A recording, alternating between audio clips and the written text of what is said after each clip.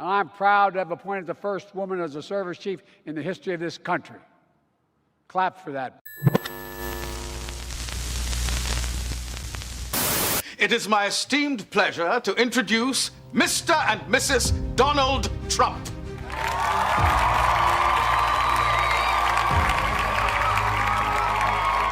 Why aren't they paying us 25% of what they're making? It's a joke. This sounds like political presidential talk to me, and I know people have talked to you about whether or not you want to run. Would you ever? I just probably wouldn't do it, Oprah. I probably wouldn't, but I do get tired of seeing what's happening with this country, and if it got so bad, I would never want to rule it out totally, because I really am tired of seeing what's happening with this country. Ladies and gentlemen, I am officially running for President of the United States, and we are going to make our country great again. Please raise your right hand and repeat after me. I, Donald John Trump, do solemnly swear. I, Donald John Trump, do solemnly swear that I will faithfully execute that I will faithfully execute the office of President of the United States the office of President of the United States and will, to the best of my ability, preserve, protect, and defend the Constitution of the United States. The Constitution of the United States. So help me God. So help me God. Congratulations, Mr. President.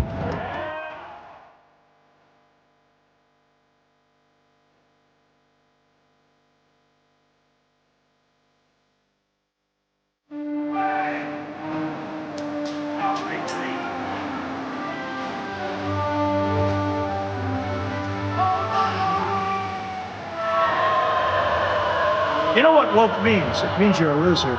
Everything woke turns to shit. Do not come. I'm gonna come.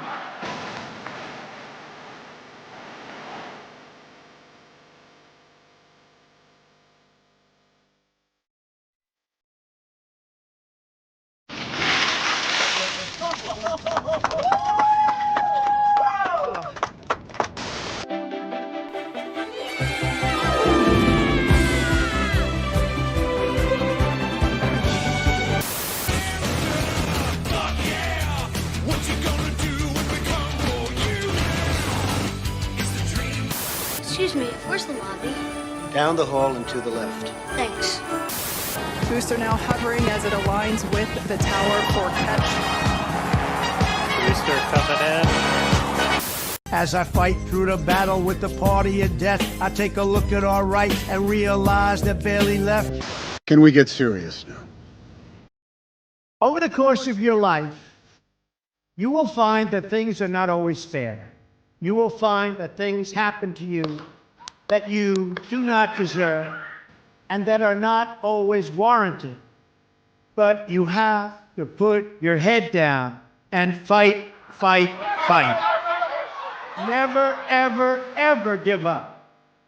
Don't give in, don't back down, and never stop doing what you know is right. Because this moment is your moment, it belongs to you. America has always been the land of dreams because America is a nation of true believers. And it's why we proudly proclaim that we are one nation under God. The story of America is the story of an adventure that began with deep faith, big dreams, and humble beginnings. And we are going to make our country great again.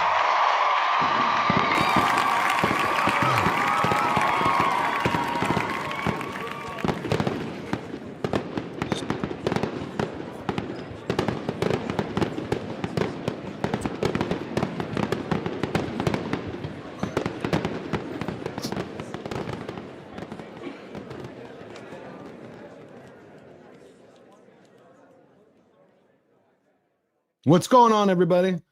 It is great to be back. Welcome back to Slayer Unchained. I'm George Molho, your host. It's September 17th, 2025, in the year of our Lord. I got my eyes dilated then. I was going to wear my glasses, but they kept fogging up. So if I keep squinting, bear with me. It's good to see you. It's good to see everybody. This last week has been trying for everyone, but it's also been a moment where we've all come together. We've all woken up and we've all seen how many people live in echo chambers. Seriously, echo chambers, where they say whatever they want, do whatever they want, smear whoever they want, stomp on anyone's name or reputation. They thought they could just do it and that would be it. Well, I have a message. This isn't cancel culture that's coming now. It is a wake-up call, and it is the era of consequences. They're back because karma has now got a time card, and it punched in early. So you're going to notice I still don't feel like really talking a lot about Hollywood and entertainment. Y'all have known me now for years. All of you. I see friends and supporters, members here. I love every one of you. You've stuck with me from the beginning of the journey. We covered Hollywood, the culture wars, how films try to program children, even Meghan and Harry. And I'm proud of all of those videos Cindy and I have made, every single one of them, because each one of them had a passion and a purpose to highlight how Hollywood was trying to wreck society so they could own the present to control the future. Meghan and Harry acting like role models for the world while they betray their families, use people up, act as paid for philanthropists. But something shook me. Not unnerved me, but shook me to my core, like you, when Charlie Kirk was publicly executed. And you probably noticed with a video that I released that it's changed. I want to keep talking about it. I don't simply want to go, okay, this event happened. We're going to report it on YouTube. You know, people do that and they all have their reasons why they do it. Some do it for views. Some do it because they believe, some because it's the news. And then they move on. I'm not moving on because to me, I heard the mission loud and clear. One message. And it continues for all of us. We move forward, always forward with one goal in mind. So everybody can live their life, can live their best life. You know, truth, faith, family, freedom, God, country, whatever moves you to be the best version of yourself, be the happiest version of yourself, even during hard times, because we're not always smiles and giggles. So I'm going to continue to report on Charlie Kirk. Now, some people might like that. Some people may not. They're going to be like, okay, I've gotten enough. But this is a fight we cannot back down from. A man's life was taken because someone disagreed with him. And that happened because the media smeared him. And if they could do it to Charlie Kirk and call him a Yahtzee 24/7, 7 days a week for about a decade, they can do it to you. He was just another example of a person that stood between you and them. Like college campuses driving kids crazy, the mainstream media pumping their brains full of poison, universities, public education system, NGOs, special interests, all the same. So I'm going to continue to report on Charlie Kirk. And I hope that you stick with me, because this Sunday, Slayer Nation, we're going to have a very special event. We're going to start early, not at 2 p.m. Central like we usually do. We're going to start at 11 a.m. when the memorial opens. The doors actually open for Charlie Kirk's memorial at 8 a.m., but we're going to start when it actually takes place. We're going to have a few very special guests with us as we all come together to review everything that's been going on and to talk about Charlie and how so many people are honoring him. So let me see what we have here today. Mr. Brown is Alliance, a very good friend of mine. I hope you're doing well. We are Charlie Kirk. Justin Kesner. I cried when I found out. I know. Me too. But the other thing we're going to do is we are going to roast the lies. See, because this last week, it's proven something bigger than anyone ever imagined. Right? Beverly Hills, California, the city where woke is a state religion, DEI is tattooed on the rump of every newborn, and Hollywood preaches 24/7 that faith, freedom, family, but most especially America is evil. They held a vigil, a rally for Charlie Kirk, saying, we are Charlie Kirk and we're not going anywhere. That was beautiful. It's a miracle to happen in the land of the beast. And it took place everywhere else. We're going to watch it in a little bit.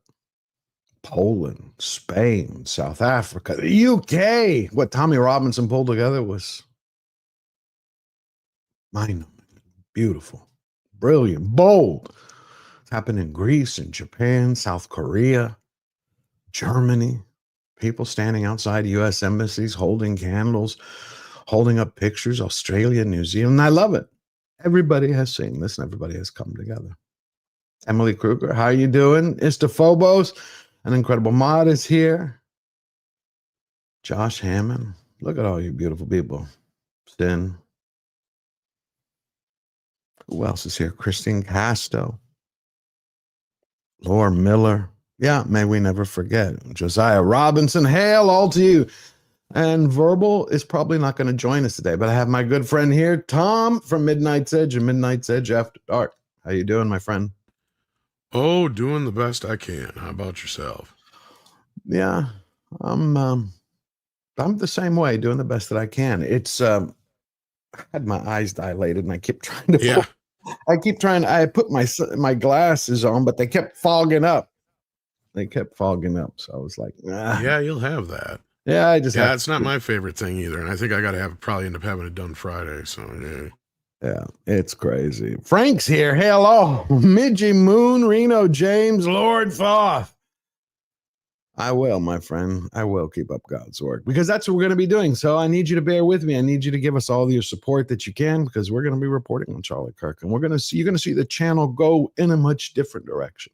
I'll still report on the Megans, but it's like I had a Harry and Meghan video that I did and I refuse to film it. I wrote out all my notes and I was like, it just doesn't feel right for me. Everybody makes their own choice. It just didn't feel right for me. I'm like, not going to do that now. We got a new member. I don't know how to pronounce that, but is it Teddyb? Teddyb, 3R, 79 Merc became a member. Well, I'm glad you joined us.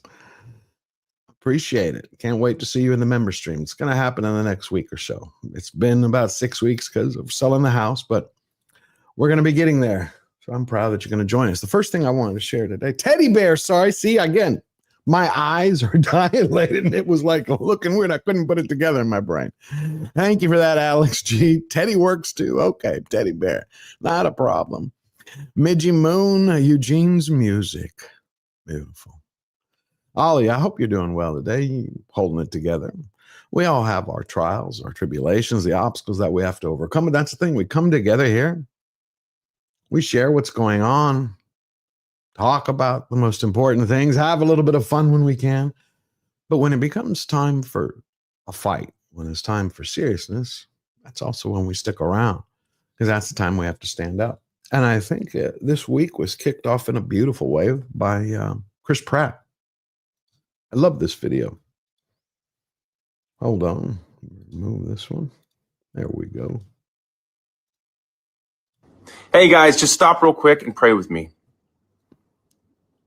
Lord, you say, be still and know that I am God. Psalm 46:10. Be still and know that I am God. In this moment, please, Lord, calm my restless mind. Quiet my anxious heart. Help me set aside distractions and choose what gives life and gives peace. Isaiah 26:3, you keep in perfect peace those whose minds are stayed on you. Lord, fill me with strength to turn my attention toward you, that I find rest and joy in your presence. Amen. Okay, now you can continue strolling or you can turn your phone off and go outside. Might I suggest the latter? Go get some sunshine, go look at a tree, touch some grass, call a friend. If you've got time to be on your phone right now, you've got time to do your to-do list and you've got time to reach out to somebody in need and share this prayer with them. Amen. Amen. Amen. Chris Pratt, to me, is a legend and he proves why he is. He also proves the reason why he's not invited to every red carpet premiere or Hollywood party. He doesn't fit in there. Wouldn't you agree, Tom? He's like much different than the typical Hollywood celebrity. He seems like it. I mean, he's taken a lot of flack for just being Christian and potentially conservative, right? Like nobody even really knows for sure. Right. There's just this assumption around it. And I mean, honestly, I wouldn't be surprised if he was. But at the end of the day, yeah, I mean, like, he's one of the few people that's damn near uncancelable.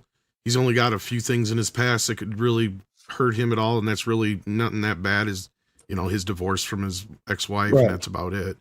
So, I mean, nothing that I know of anyway that's really going to be able to take him down. So that's one of the reasons why he's such a hard target, right? Is that he doesn't seem to fall into any Pratts, to be punny, Right. that would usually, you know, trip somebody up in this industry, especially if you're a conservative. I mean, you know, look at an example of like James Woods, who knows how bad things are inside there, that he even stepped aside for the better of Oppenheimer, you know, like even though he was one of the producers, and he won an Oscar for it. Right.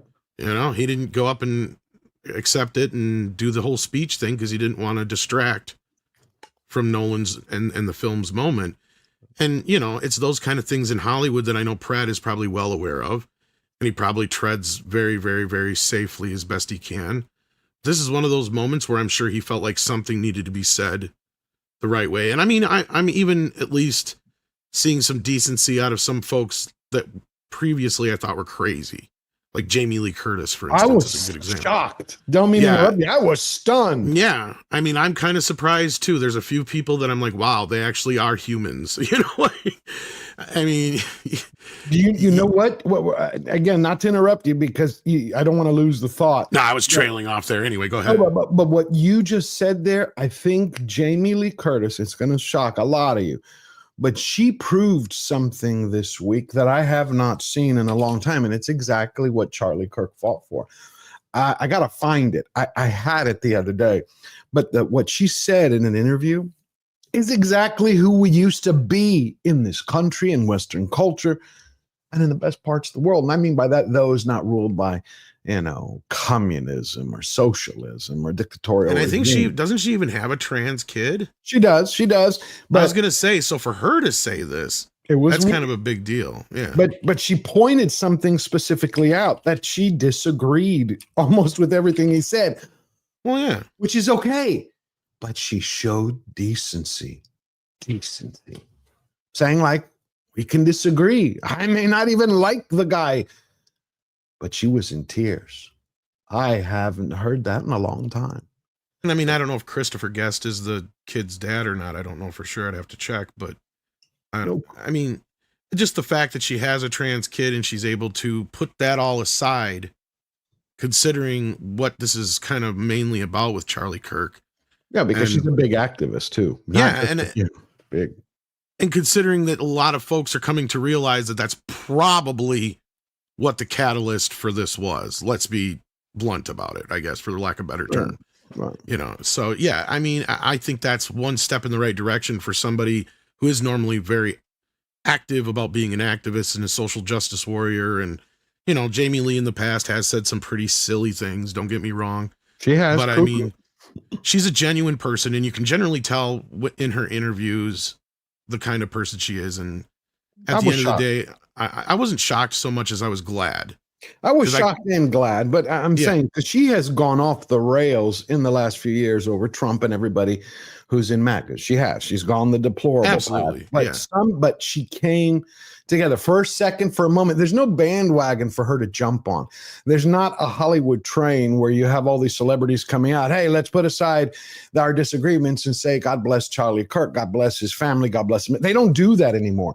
So that's why she stands out to me, and I think to Tom as well, because she took a moment. I want you to listen to it, judge it for yourself. Judge it for yourself. That's always the best way. Charlie Chris was killed 2 days ago. Charlie. I'm sorry. Kirk. Right? Kirk. I just call him Chris. I think because of Christ, because of his deep belief.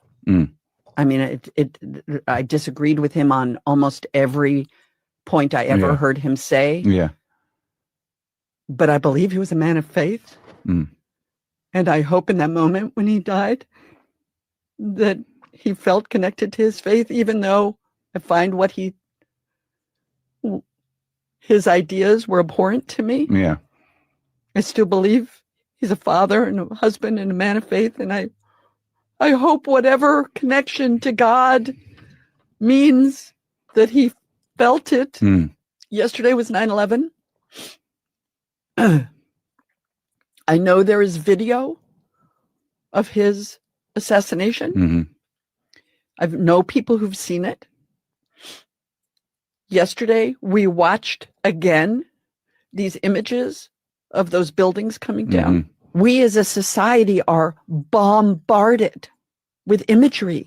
So we don't know what the longitudinal effects of seeing those towers come down over and over and over and over again, or watching his execution.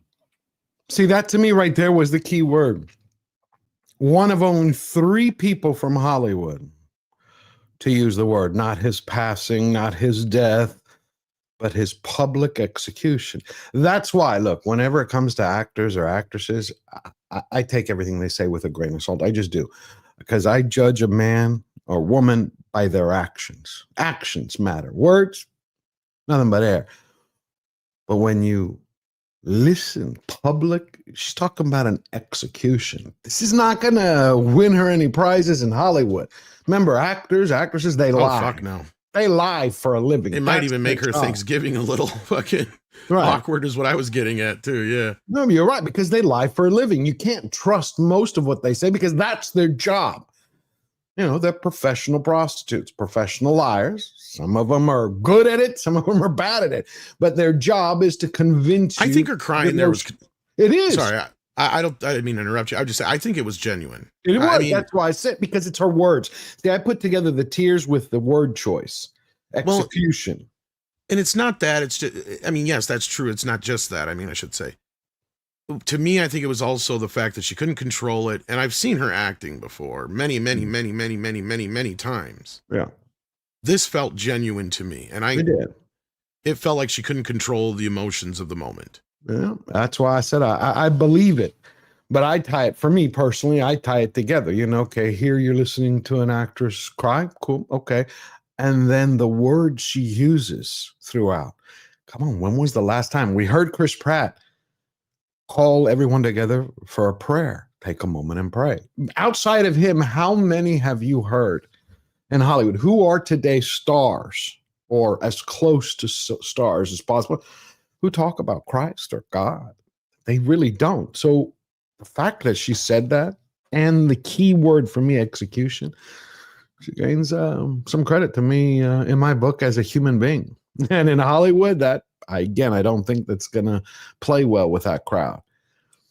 I don't. But I was glad she did that, because this is how you fight the way out of darkness. This is how you combat lies. You combat it with love.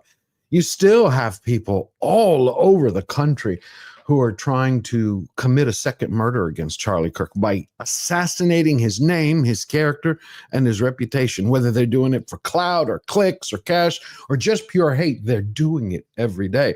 So now is the time we got to stand up. Like there was this nursing student, right, in Texas Tech University.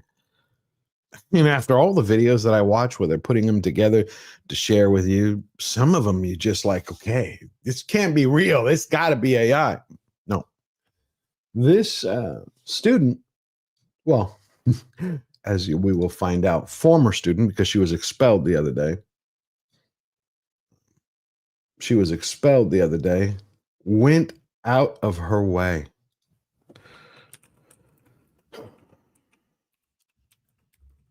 She went out of her way not only to defame Charlie Kirk, to make a fool of herself, but to highlight the issues that we're facing. Here it is. And most of all, she did it in front of the police. So to set it up, you had a gentleman who had a rest in peace Charlie Kirk sign up at Texas Tech. She goes up to him, starts yelling, flinging her arms around, then starts dancing. And at some point, she also starts assaulting the man. And this is what she was saying.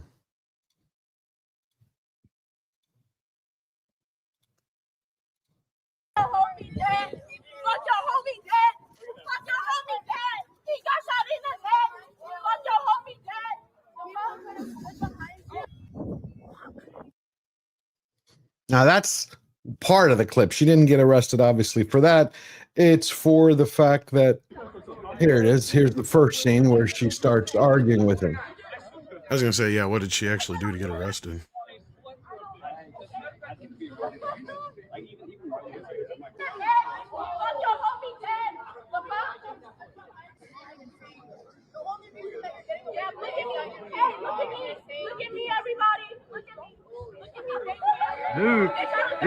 You see that right there? That look at me culture, look at me culture, look at me culture. See, a lot of people have been debating about, they've been saying social media is evil. It's evil. I don't agree. That's like the same people who say guns are evil, money is evil. No, social media brings out the best or the worst in people. That's it. It's just a tool.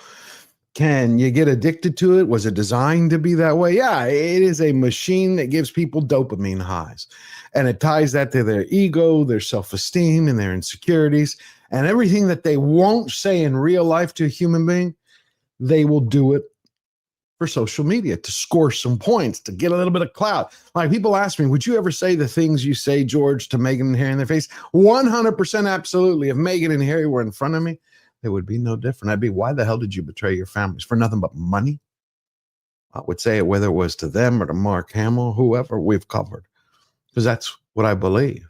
This is not just being behind a camera or posting something. When I put my name on it, that's what I think. It's what I hold true, online or offline. And she thought, okay, let me go make a fool of myself, get a little bit of attention.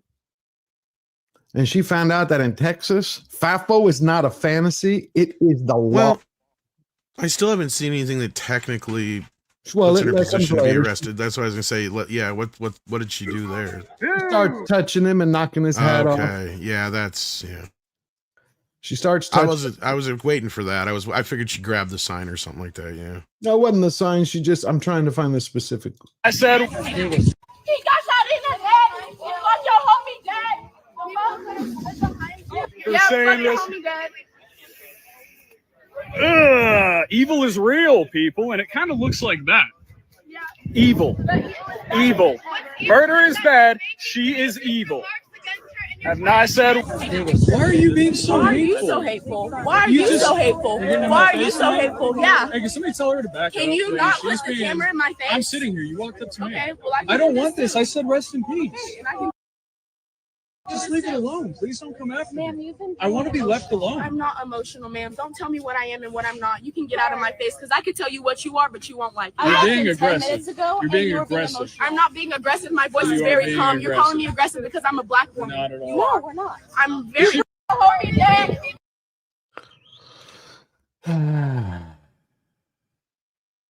Where is it where she knocks his hat off and starts attacking him? Is it this one? Here. And he's over here having empathy for him. Charlie Kirk hated empathy. You're a very loud, angry person. No, I'm not. Yeah. You're stereotyping. Explain why rest in peace is bad. Explain why murder was good. Why are you mad about that? Because you live by the gun, you die by the gun. And that's exactly what the fuck he got. Live by the defense, what the fuck are you bringing up George Floyd? Live by the fence, die by the fence. That's exactly why he's fucking dead. He died. Charlie Kirk said George Floyd was a scumbag that deserved to die. So nobody deserves to die. Was a scumbag that deserved to die. Catch your breath. And America isn't fucking great. America fucking sucks. It should be great. It's not. But people like you kill people. That's what you do. You're the killers. You're just murderers. Who is y'all? Who is y'all? There's a white man killed Charlie Kirk. You disagree with this. A white man killed Charlie Kirk. Racist. Oh, yeah, you obviously do. Why are you saying y'all? That's derogatory as fuck. Don't left. Who is the left? I don't identify. Well, you're getting mad over I rest in identify peace. humanity. Justify murder. No. Where the hell is the video so everybody can see it, that where she attacks him? Mm-hmm. No.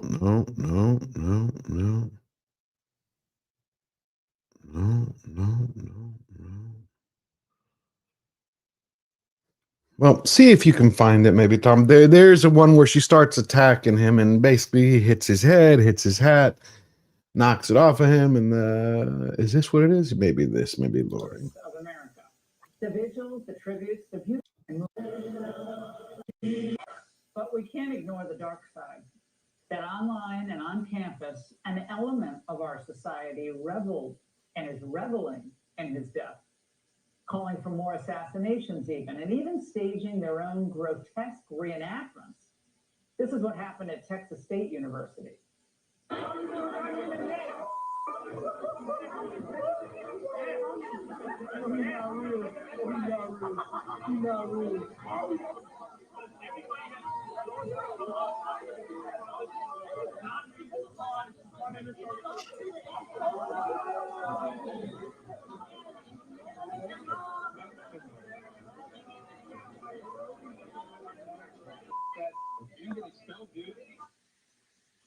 The university is investigating the video, warning that appropriate action will be taken if it turns out that that individual is in any way affiliated with the school.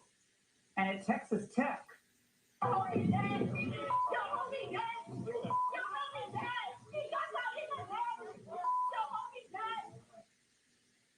if she was a drama major, she must have been failing. But regardless, Cameron Gazelle Booker has been arrested and expelled. Again, real world fallout, baby. Other students are being disciplined.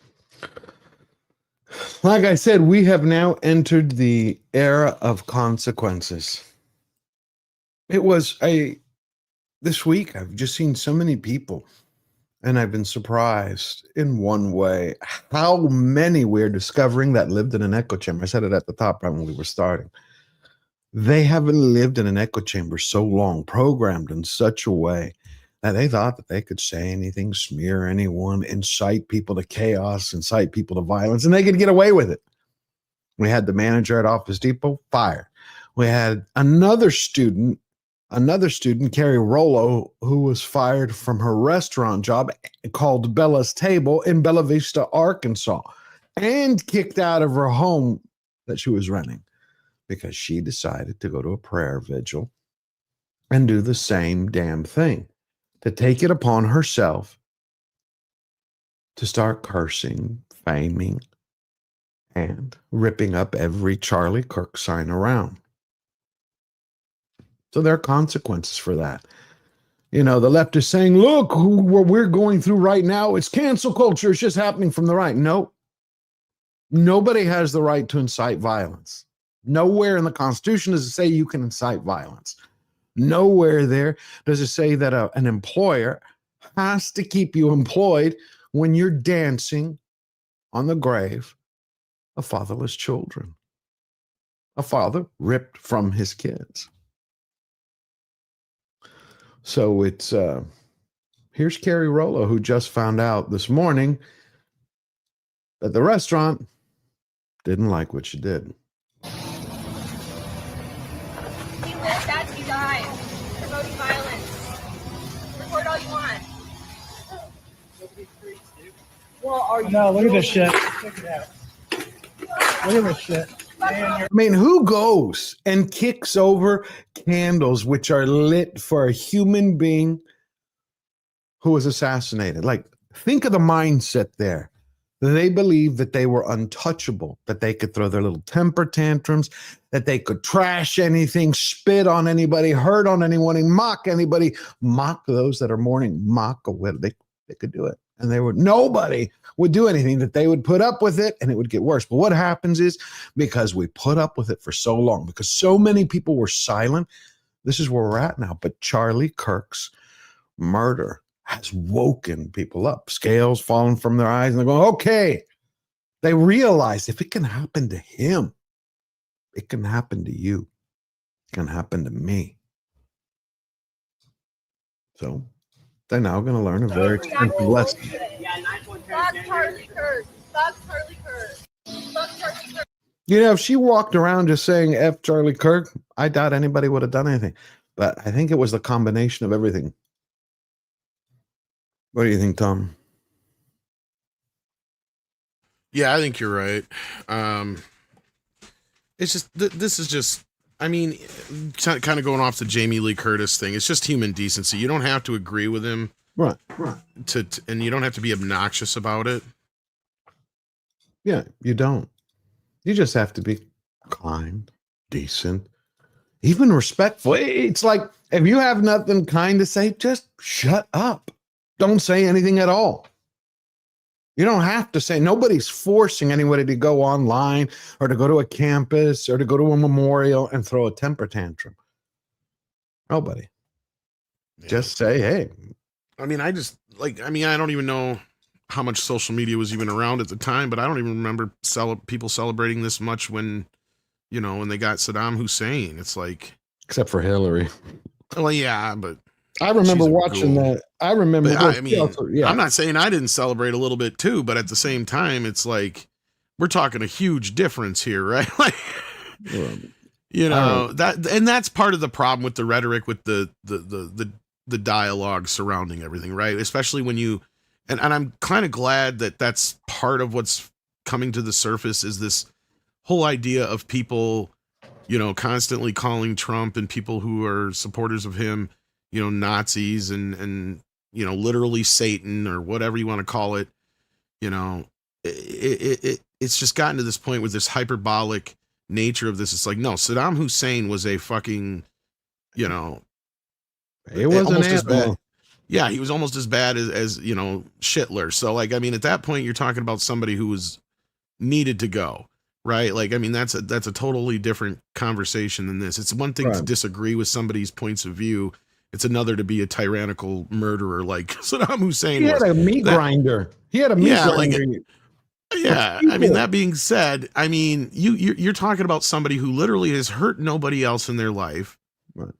And just simply wanted to talk to people. And I think the irony of it all is, I don't think that anybody are thinking this part through, right? And especially those who are being the ghouls and celebrating this shit, because you're not helping your cause. Because Jamie Lee Curtis is a good example of people that, like, look, there's even people on the left who are able to lay down, the sword and say, okay, enough's enough, right? Like, yes, we want to fight, but not like this, and I think that's what a lot of people were saying years ago about bringing down the temperature. But now you have a problem, is it's the people on the other side now trying to say that, and the other side going, no, you had your fucking chance to bring down the temperature. Now you're the ones that raised it this high, and you took it to this fever pitch. And of course you want to bring down the temperature because you're fucking scared, because you're not sure what's going to happen next. Right. And you know that we're on probably the closest verge we've been to a civil war since the civil rights movement, right? Like, I mean, that's where we're at right now, and it's insane. And I don't think some people are realizing that at the same time. And hopefully this is a turning point and a learning moment for most. And I want to hope that that's the case. But like I was trying to say last Sunday, I mean, I'm just afraid that there's so many people that are so buried deep into this, like a religion, that they're never going to change, that nothing you say is ever going to convince them. And even those who are normally seen as allies to them, and we're starting to see it, if they react, in a way of like trying to humanize Charlie in any way, they'll turn on you too. Yeah, right. Absolutely. Like, so again, I'm not so sure that the change is going to come as fast and swift as we were hoping. And that's kind of what I was getting at Sunday too. But yeah. I don't think when you're radicalized, you're not going, those people aren't going to change because they hear words, but the consequences will start to rack up. That's how you start effectuating change, except there will be a backlash to that. They will, whether it's suing, fighting, or they'll get more radicalized and they'll start getting more violent. Do not expect this, everyone, to be over. I have not a fear, but my instinct tells me that they're going to continue this. I mean, you had Destiny, who had a huge platform, went out and said, we must, not we meaning the left, must get out and continue killing conservatives. That way, it teaches them to bring down the temperature, exactly what Tom was saying, except their way of going about it, their route is through violence. And they're not going to learn. Look, you can't have two diametrically opposed ideologies, diametrically opposed, not have a different point of view, diametrically opposed, living in the same home, let alone the same country. Could you imagine if you lived with your worst enemy? They called you your worst enemy in your own home. It's like having an arsonist with 10 gallons of fuel, living in the attic, and just sitting there flicking a Bic, waiting. Okay, when am I going to light it on fire? When am I going to light it on fire? That's what they're doing. They're gone. They require actual deprogramming like we used to see in the late 80s, where you'd have deprogrammers go out and grab kids from cults, and then they would hold on to them for 6 weeks and slowly get them out of their brainwashing. That's what's required. But how do you do that on a national scale? The only way is to start holding them to account to where they have nowhere to go. So they have to have their face in the mud. Sorry, this is the way life works. You don't start reflecting until you got snot bubbles coming out of your face, not because of violence, because you've fallen hard. And then you start thinking, how the hell did I get here? It's like when you make a series of bad choices. You don't wake up to them until you're broken. The choices you've made for yourself. Yeah, it's exactly just like an addict. It is identical. No, it's the C-man. It's exactly like an addict. They are addicted to their idealized utopian world that they've been fed. No different than Bolsheviks. No different than the way Stalin programmed his people, or Chairman Mao did with his little red book, which is like one of the first things they did is we got to kill all the pets because you have to devote yourself to the state. The state is your God. Not how you look, not how you dress, put everybody in gray. Everybody works for the state, lives for the state, dies for the state. It's the same way here. They're told, if you're not on the left, if you don't believe in these ideologies, you will either be converted or killed. Plain and simple. Here's destiny. Having the chutzpah, nerve, guts, no shame to call for this on a massive platform. Shout the crime statistics? Not exactly like you need conservatives to be afraid of getting killed when they go to events so that they look to their leadership to turn down the temperature. The issue is right now, they don't feel like there's any fear. Like, I don't know. It's like memes. It's just memes to everybody, I guess. I don't know, bro. I don't know. I don't care. I'm playing video games. Okay. I'm done today. I don't give a fuck. God, it's going to be so fucking gay if I get killed in the next fucking 2 months of shit I'm doing. Well, the cucked shit out here. Please don't anybody make any actual fucking, the most cucked, weak-ass, fucking bullshit-ass speeches on my side. God, if it happens, holy shit, I'm going to make a death note before I go out to go live and not. God, it's so cucked. It's so optics cucked. Cox has made what the fuck is he even talking about there? Now established that he had been. He's saying that because that clip, I'm going to find the other one while this plays. Somebody edited out the part where he said conservatives need to be killed more. So I'm going to let this play while I look for the unedited version. Radicalized by a leftist ideology, which drove him to do this. Yeah, I saw this clip. I'm sorry. Excuse me. When? Yesterday, he said that. No. When was he radicalized? In the 6 months that he did remote college? I don't know when he was radicalized, but I do know. What you just said I do know the very reasonable sounding true. governor of Utah has made it clear that the he hasn't made it you may clear. not want he to said hear this. this. Is an ongoing investigation. You may not want to hear it, Destiny. It, but the reality is, the investigators, according to the governor of Utah, have established that he was radicalized to a leftist ideology that drove him to murder Charlie Kirk. Now, let me just ask you. That's just not true. Let me just There's ask no you. way to deal with it. Okay, You're living in a accusing the delusional governor fantasy. of lying. Yeah. That's your prerogative. But sure. If it turns out to have been somebody with a leftist ideology who wanted to shut up Charlie Kirk, would you condemn that? I won't condemn anything until the president of the United States can go on air and say, all of us need to calm down. So you won't condemn the murder of Charlie Kirk until Donald Trump says something. I'm a YouTuber. Leftists and Democrats have been condemning and turning down the temperature, condemning violence, turning down the temperature for a decade. Donald Trump can't go on TV and... Did you hear what he said? Leftists have been turning down the temperature for a decade. Like, that's somebody who lives on MSNBC, not on planet Earth. But here is the unedited one. Yeah, Piers Morgan is part of the problem, and I'll tell you why.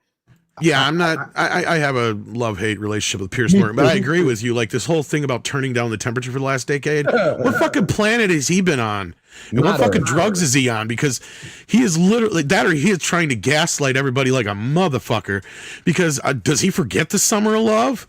Yeah, the Summer of Love. Maxine Waters, wherever you find him, gas station, restaurant, office park, Pound them. Make sure they know they're not wanted. Get them out of here. They're not allowed in our society. Or that has-been actress Jessie that we played 3 weeks ago, Jessie Kearns, I believe her name is, where she was stating from 3 months ago. She goes, you know what I find it disgusting is?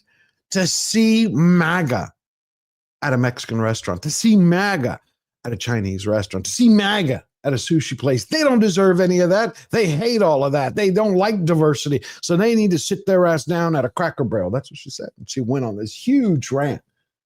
But yeah, with you, I'm with you in the same boat. I have a kind of like a love-hate, respect, not respect for Piers Morgan. Because the problem with Piers Morgan, I find lately, is he used to do important news. And I've noticed in the last 6 months that he only rides the algorithm. Like if this is breaking, he's going to make 1,000 videos about that. While you have important news again, like the grape gangs that were happening in the UK that he avoided. But he'll go on and bring everybody he can find against Israel. I'm like, so I had tweeted him once because he said, what do you think about Yina Zarutska? Why is the media not covering? And I said, really? It's the same reason you won't cover the grape gangs in the UK, but you obsess over Israel. I said, that's your own back turf. What are you, afraid? Because you know what they would do if he started covering those gangs. He'd be in trouble with probably the Home Office, the Shadow Secretary, and the police.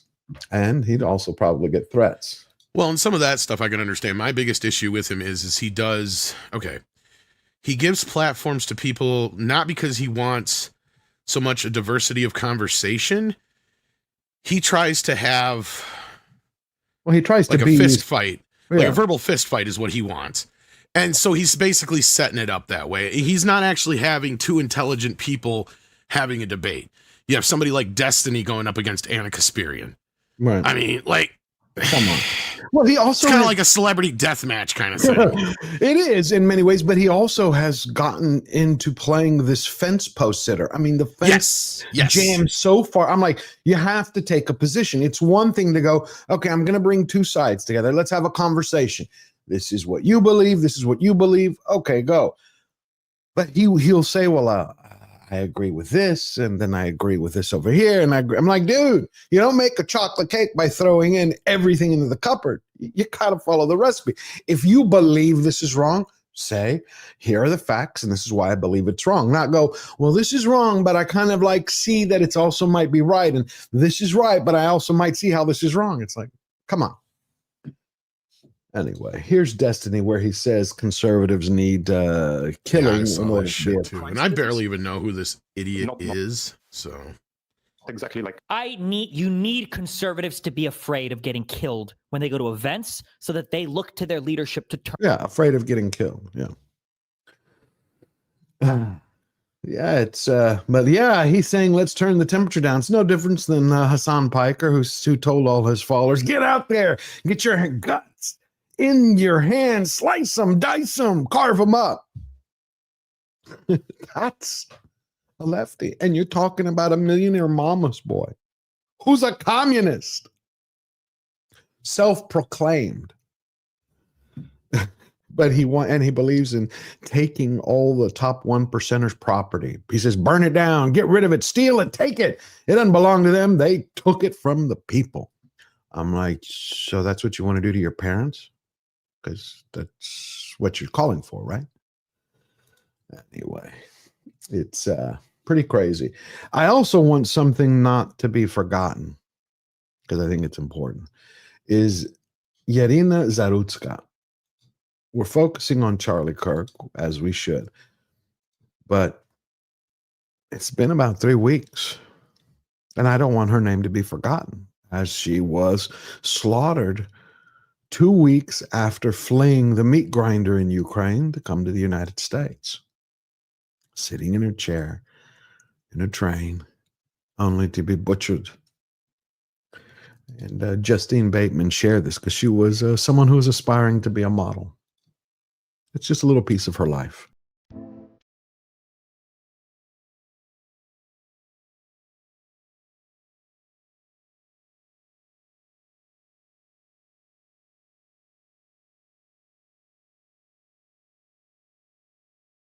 So I'd mute it probably, yeah.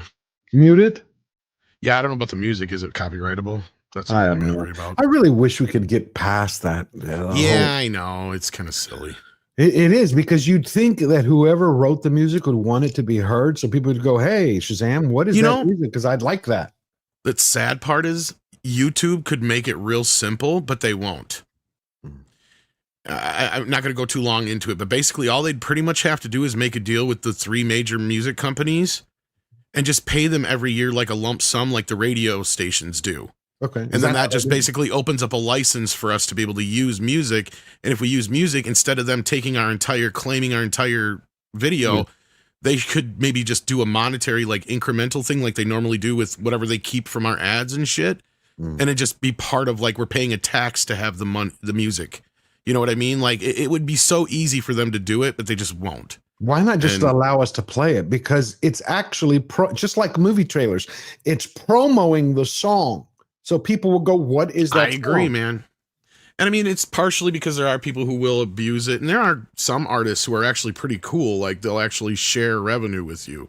But for the ones that are the worst, like, I mean, they'll go after you and they'll take your whole video down. And in some cases give you a strike and some other shit like that for stupid shit. It's just redonkulous. Because I agree with you. Music is one of the silliest things. And it seems like they always used to have it worked out for other media. Why YouTube is any different? But TikTok can get away with it. Yeah, I didn't know that. And I think that's probably how TikTok does it, is they probably just pay a license fee to all the fucking music companies every year is all it is. Or maybe but anyhow, continue the video. Or maybe they don't care. I don't know. But I'd like to know. That's interesting. Yeah, so this is Yina. Somebody said Neurotic called it Destiny as a cokehead. Yeah, or meth, yeah. I think he's just someone who, again, you have so many content creators. Don't give him an excuse. They don't care what they but they don't care what they say. That's the whole point. They just want to push the limits. I'm sure some of them really believe what they espouse, but then you have a whole other group that they don't care. As long as it gets them attention and they go viral. That's all they care about. So here she is. I turned off the sound, obviously, because Tom brought up a good point, so we don't get hit. Yeah, I just worry about your thing. No, you're right. Because then I have to go cut it, and you lose the cat. So, but you can see she was living her life. She was a happy girl, and she got taken down for nothing. Again, she's not hurting anybody. Yeah. No. Again, when people say, "Why do I go after the left?" It's because their policies create chaos. You had a magistrate who didn't even have a law degree allowed a scumbag to give a pinky promise that he'll return to court. And he did. I never thought I'd live in a society where a murderer could be allowed to leave on bail. And not just a murderer, but somebody who was caught on fucking camera doing it. Yeah. Right? Like, we're not talking about somebody who's in because they were accused due to an eyewitness, right? Like, I mean, murder has been one of those things where when they charge you, there's a pretty good chance they've got you nailed. They're not going to fuck around. You know what I mean? Yeah, they're not. They got proof. They've got other things that, yeah. And I'm not saying it's never happened before, especially in more high profile cases, but I don't think they even let OJ out, did they? On bail? I don't remember. I don't think they did. I don't remember if they did. I don't think so. Do y'all know? Anybody in the chat know? Did they let? Yeah, if you remember, I don't think they did. Anyway, that was Yina Zarutska. I just don't want her forgotten in this tragedy. It's important, so I'll keep bringing it up and keep digging for more information from her. Let me see a few super chats here. Eric K, King of the Mods, is here. Hello, my brother from another mother. He gifted 5 Georgia Giant Slayer memberships. Thank you. Bless you, my friend. Whoever got a membership from Eric K, please thank him. And if you want, gift us some more memberships so we can continue growing. Because that is how we grow. And when we grow, that means you grow right along with us and you get your voice out there. Keeps the lights on. It helps me to keep making videos and streaming. And I love what I'm doing. I love us hanging out together. Thank you, Eric K. We also have Joe X for £2 sent in a super sticker. Really appreciate that. And the C-Man for $5. All this actually going to change entertainment, or they're still going to push who have been the villains late? Great question. I'm glad you brought that up. As a matter of fact, I pulled an article probably that's why I was late, because right as I was walking up the stairs, I was turning the lights on, turning the cameras on. I have notifications sent, and I got this notification for an article about the FCC because I wanted to know as soon as the FCC acted, and it's positive. It is positive news. Hold on. There we go. I wish I could just think to the damn thing. Like, bring up FCC. FCC chairman threatens immediate action against ABC after Jimmy Kimmel tells audience Charlie Kirk was killed by MAGA conservative. This is the beginning. And I'm going to show you that clip because what has it been? Literally a week since Charlie Kirk was assassinated. And the mainstream media are back to doing their old job. But they're now doing it a little bit more subtly. So I'm going to show you the clip, then we'll come right back to this. So this is what Jimmy Kimmel said. Scumbag that he is. And I say that because he is. And yes, I am defaming you, Jimmy Kimmel. Because you used to walk around with a camera, with a sausage in your pants, a cucumber, and you would go grab women's butts and say, do you feel this? And then all of a sudden, he turned around and said catcalls are the equivalents to violence. That catcalls subjugate women. It sexualizes them. He spent an entire career sexualizing women. Again, none of these people care. They float with the wind. If everything is on the right today, you would find Jimmy Kimmel in a couple of years being the biggest Trump supporter. Like if he knew they were done, toast, and lost, and it was over, no more little guerrilla wars, no more little rebellions to bring woke back, to bring DEI back, all of them would become the biggest Trump supporters because they'd go, okay, worm has turned.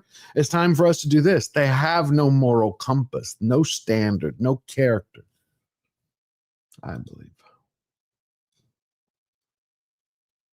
Where are you, Jimmy? It's the same thing we're going to talk about Tucker Carlson, a man who has lost his mind. One of the things Tucker did while I'm looking for this video clip from Jimmy Kimmel is he's now coming out and talking about Charlie Kirk and saying, like, he's becoming one of these faces. I knew Charlie Kirk better than anyone, and let me tell you what his real private thoughts were. Not what he shared with the world on a daily basis. Which is like the opposite of what I've heard mostly anybody who's met him say. Yeah. Including like Bill Maher. So we're going to see that too in a moment. But here's Jimmy Kimmel and why the FCC is going after him. And now they're going to focus on ABC. The president has also said the same thing. We need to pull the licenses of the media channels. ABC, NBC, MSNBC, CNN, everyone. Fox, if they do the same thing. Pull them, put them under probation, put them under suspension, and see how fast, once they pass the Charlie Kirk Act, which would be reinstituting the Smith Month Act, where they can't lie and push propaganda anymore, how quickly things change, because the brainwashing will end. Then those minds will be able to have time to reflect. Here he is. We hit some new lows over the weekend with the MAGA gang desperately trying to characterize this kid who murdered Charlie Kirk as anything other than one of them and doing everything they can to score political points from it. In between the finger pointing, there was grieving. On Friday, the wife. So you see what he's saying? He's trying to, they've got a multi-pronged narrative going on. That the monster, Tyler Robinson, no, he wasn't on the left. He didn't just have a trans girlfriend who was furry. No. This was a MAGA born through and through, red, white, and blue, which nothing could be further. Yeah, a college kid has never gotten radicalized. Never. Yeah, we didn't just see it there with two instances. Kids have never rebelled against their parents either. Right. Not once. And not only did Jimmy Kimmel, you notice that he was like, oh, they're trying to act like he's not one of their own. He goes on to mock the occasion, taking again the president out of context and not explaining to the people why the president gave the answer that he gave. House flew the flags at half staff, which got some criticism, but on a human level, you can see how hard the president is taking this. My condolences on the loss of your friend Charlie Kirk. May I ask, sir, personally, how are you holding up over the last day and a half, sir? I think very good. And by the way, right there, you see all the trucks? They just started construction of the new ballroom for the White House, which is something they've been trying to get, as you know, for about 150 years. And it's going to be a beauty. Yes. He's at the fourth stage of grief, construction. Demolition, construction. This is not how an adult grieves the murder of someone he called a friend. This is how a 4-year-old mourns a goldfish, okay? Yeah, see, there's 2 points. One, they didn't provide the context. 2, a president is a leader and a representative of his people. The President Trump had already shared multiple times, which of course he didn't share those videos, how he was shaken to his core, how it has broken him up inside. A president can't go around 24/7. Any president, Democrat, Republican, MAGA, you name it. They can't go around 24/7 saying, oh my God, I'm in grief, I'm broken, I'm shattered. Because they have to keep people's hopes up. They have to keep the morale up. Otherwise, stock markets crash. You start having trade deals go sour because they go, oh, did this guy just get weak all of a sudden? Is something wrong? Did he lose his nerve? Did he lose his grit? There's a reason leaders have to be strong, but we're not used to that. So when we see someone who's like this, he spoke 2 to 3 days about how it broke him up, how he feels. That's why they're investigating Antifa. He's looking at naming them as a domestic terrorist organization, which, by the way, I'm angry at President Trump for that. Well, angry is the wrong word. I'm let down by him. That should have been done day one after he took the oath. Day one. And Kash Patel also has done a poor job there. I know a lot of people give him grief. I don't want to pile on, but Antifa and Trantifa should have already been rolled up. And now we should be going after everybody who funds them. But for Jimmy Kimmel, it's like, again, no character, no compass, just another creature on ABC. If you want to see how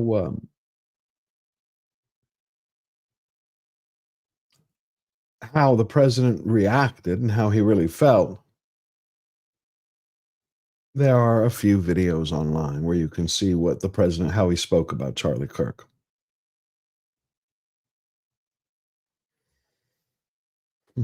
And this weekend, this Sunday, when we have Slayer Nation Live at 11 a.m. Central, you're going to see the president there, the vice president there. You're going to see people who've traveled from around the world. I wish I could go to the memorial because I think it's deserving tribute to Charlie Kirk and Erica Kirk. Who, did you see that video the other day, Tom? How she said the evildoers do not know what they have done?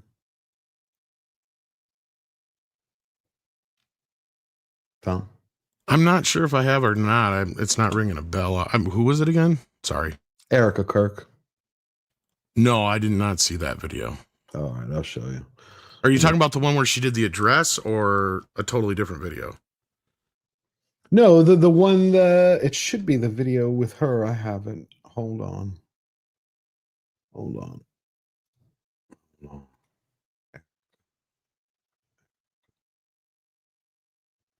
Okay.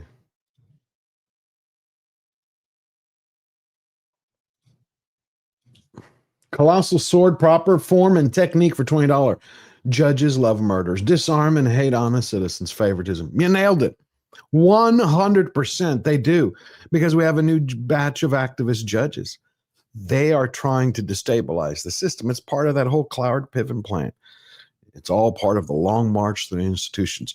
They want to be able to break the whole system, whether it's partly welfare, judicial activism, letting criminals on the streets, people take away businesses by looting them.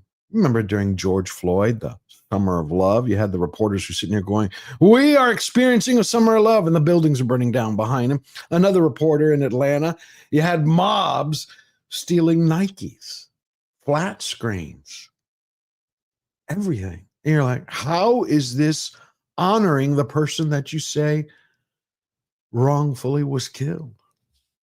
And you have Officer Chauvin, who's in prison. Even though the coroner, by the way, have y'all gone and checked out what the coroner said?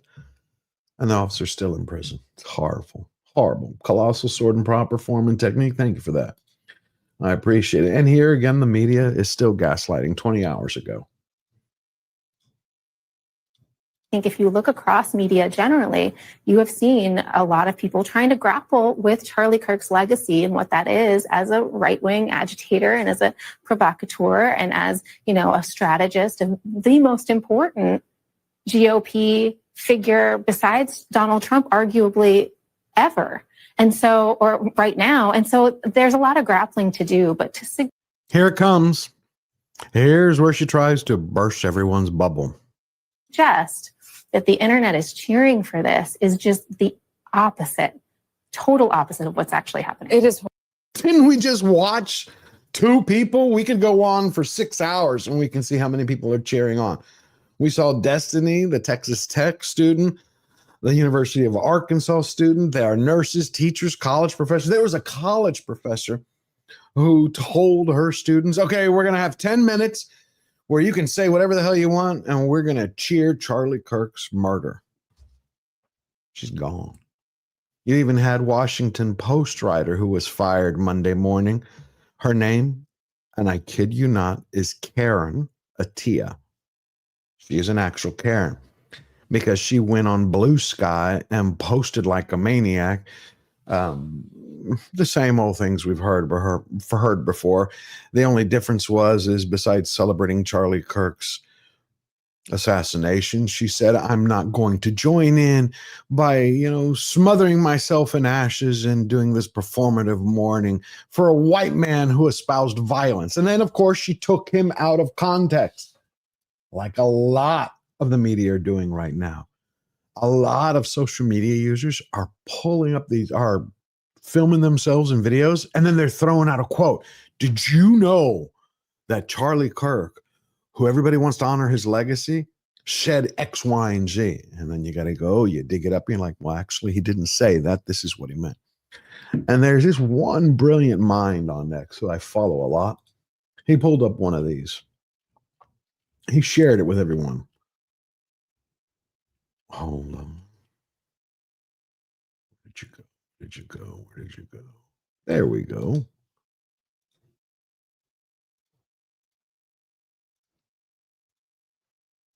This is a really great video, and it's illuminating in the way that people try to misquote Charlie Kirk in order to keep the programming intact.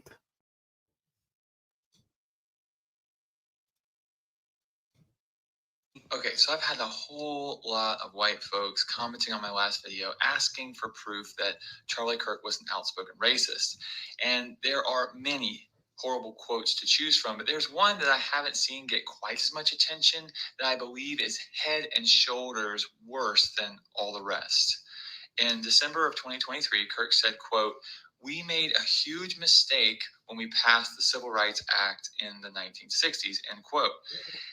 See how he said, end quote? Charlie Kirk has explained his reasoning behind this multiple times. And these people have to leave out the context in order to paint the picture they want to paint. Listen to Charlie Kirk talking about this. You said the Civil Rights Act was a mistake. What do you mean by that? Yeah, so the parts of the Civil Rights Act were great, but the way it's now being implemented to force men in female bathrooms to push forward of the trans agenda, the intent of the Civil Rights Act is way beyond what it was originally authored for. But the intent specifically originally was to... Well, that's interesting. So the intent and the law are two different things. So the intent was noble, which was to say that no American can be not allowed into a place of business based on the color of their skin or their ethnic heritage. Totally agreement with that. Did we see what he just said? Are two different things. So the intent was noble, which was to say that no American can be not allowed into. Yeah, Jeffrey Mead, who is exposing the nutcase who is trying to misquote Charlie Kirk, he's brilliant. If you don't know who he is, Jeffrey Mead. Follow him. Brilliant mind, great instincts, poignant insights, always.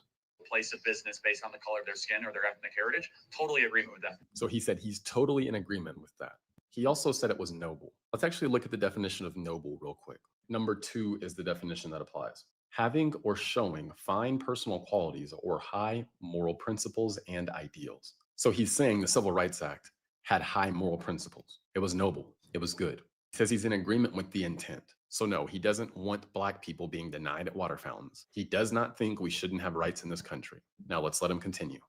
That's not what the law only did. It created a massive anti-racist DEI army that then gave us affirmative action. For example, recently, Merrick Garland sued using the Civil Rights Act, saying that we cannot have voter ID in certain states because it's a violation of the Civil Rights Act. So basically what the Civil Rights Act did is that it went beyond disparate impact and then went to disparate effect. In the sense where if Black Americans are not doing as well as white Americans in a certain category, you can now use the Civil Rights Act and say that's a violation of the Civil Rights Act, even though there might be other contributing factors. Does that make sense? Yeah. So it's too broad, too wide, and it's now doing a lot of damage to the country. It's being used well beyond its original intent. So he said it's being used well beyond its original intent. So to make it very simple, he thinks the intent behind the act was good. He 100% thinks that Black people should not be discriminated against due to their skin color. So he says the bill should be more concise and it should not be used in all these different broad ways that it's being used. All these people consistently take him out of context and they make sure to leave him out of context. Just a reminder, I have a free email newsletter. Yeah, he's brilliant. I love him. Jeffrey Mead is phenomenal. And that's how you expose people, one fact at a time, day by day, hour by hour. And that's how you end up winning. But you're not winning like it's a game. You're winning it for the soul of the nation so we can all get back to the roots of who we are. Common human decency. Consequences are the first way you do that. So I love what's going on. Now, we also had the Emmys this week, and the only reason I'm bringing it up because it ties in many ways with Charlie Kirk. But first, this was interesting. Adam Carolla shared this. Did you see this, Tom? They were talking about how the first female directors, they were calling out the nominations, and then what happened? And when was the last time a directing category had 5 women and 1 man? Now, yeah, I did not bother to look that up, but I think we all agree it was never. And this year's nominees are Helen Shaver for The Penguin,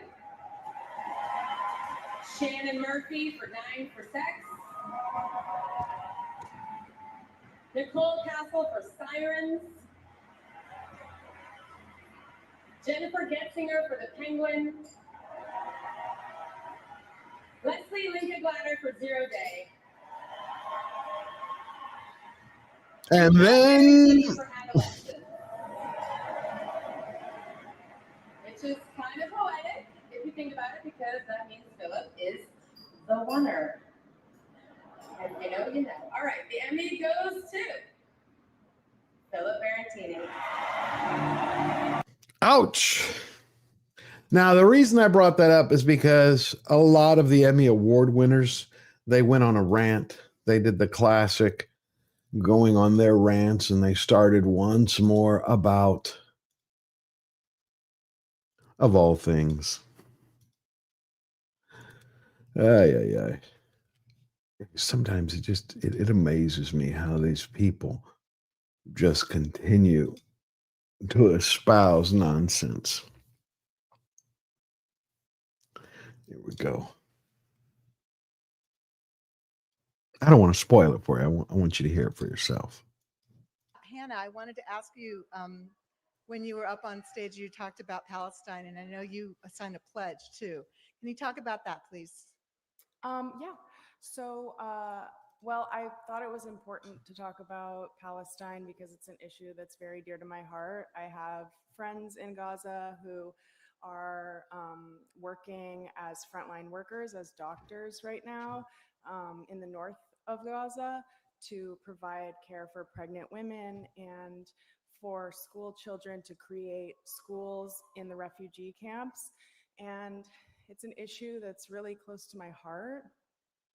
For many reasons, I feel like it is my obligation as a Jewish person to distinguish Jews from the state of Israel because our religion and our culture is such an important and long-standing, basically like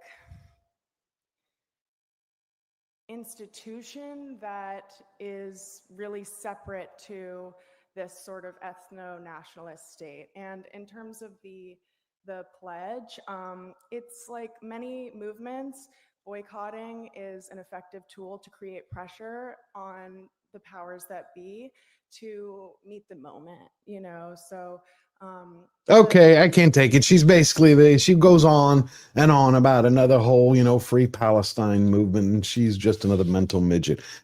The reason I bring it up is because you had Tucker Carlson now is joining the throngs of people who are jumping out of their pants and they're saying, let me tell you who the real Charlie Kirk was. And now a lot of people are going to be making up lies everywhere. There was a time I respected the hell out of Tucker Carlson. I did. I looked up to Tucker Carlson for years. I was like, wow, sharp as a tack, insightful. But when he flipped out at 2020, when he was on Fox News and was like, we're all going to die. We're all going to die. The coof. And he got in his car, as he told everybody, and drove to Florida so he could tell President Trump, hey, you got to do something now. You got to lock it all down. You got to shut everything down. You got to do something. You got to save us all. Of course, he later apologized, not counting upon the millions and billions in damage he did to the untold lives. And then he comes back after he gets fired from Fox. He does his own thing on X. He starts out level-headed, calm, cool. Let's expose all the real bad stuff going on. And then about 5 months ago, he turned the page and now is showing himself for who he really is. So right after the Emmys, he decided to say who the real Charlie Kirk is. He did not like Bibi Netanyahu, and he said that to me many times, and he said to people around him many times. He felt that Bibi Netanyahu was a very destructive force. He was appalled by what was happening in Gaza. He was, above all, resentful that he believed Netanyahu was using the United States to prosecute his wars for the benefit of his country, and that it was shameful and embarrassing and bad for the United States, and he resented it. Didn't hate Netanyahu. He wasn't out there with a placard saying that, but he certainly expressed that to me and a lot of other people. And there's no question that Bibi's defenders on the internet will call me a liar or a kook, but that's a fact. And enough text messages exist that I think it can probably be verified in pretty short order. Not that it needs to be, because that is true. Really? It's true? I'm sure probably Erica Kirk would disagree with you. If not, you would have already shown them. In other words, he's saying, I can prove it, but don't check because, I'm not, I don't need to prove it, but I can prove it. Well, just so you know, this is how Charlie Kirk felt because he had a debate on it. This is at Cambridge. In the conflict of Israel versus Hamas, who's the good guy? I believe both Hamas and the Israeli government are evil, but I think also that there is no justification. Are they equally? There is no justification for the murder and mutilation of thousands of innocent people and children. The futile. Let's zero in on it. There is no justification, Mr. Kirk. The guy on the right, I don't know what he is, but it's like he looks like he's off his ADHD medicine.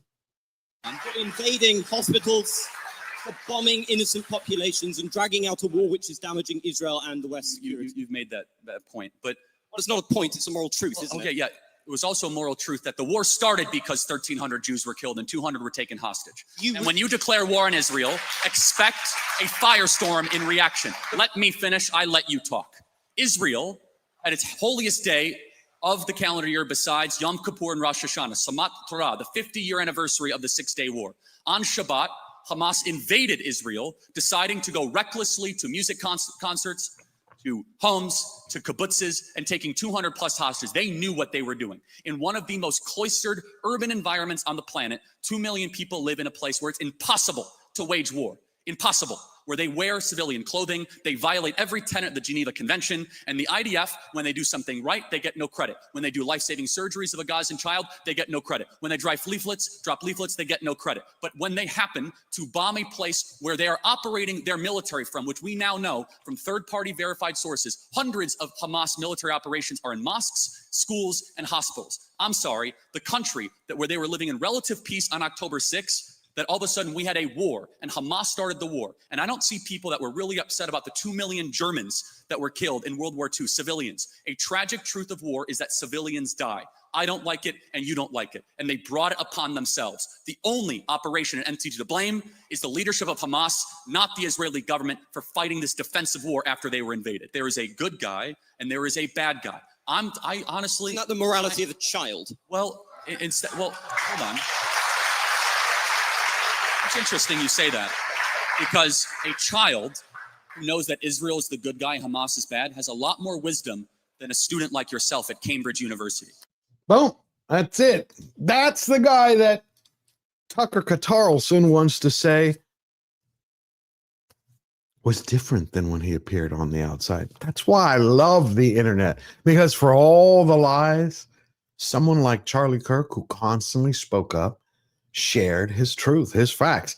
Did he disagree with everything Netanyahu did? He disagreed with a lot of it. So do I.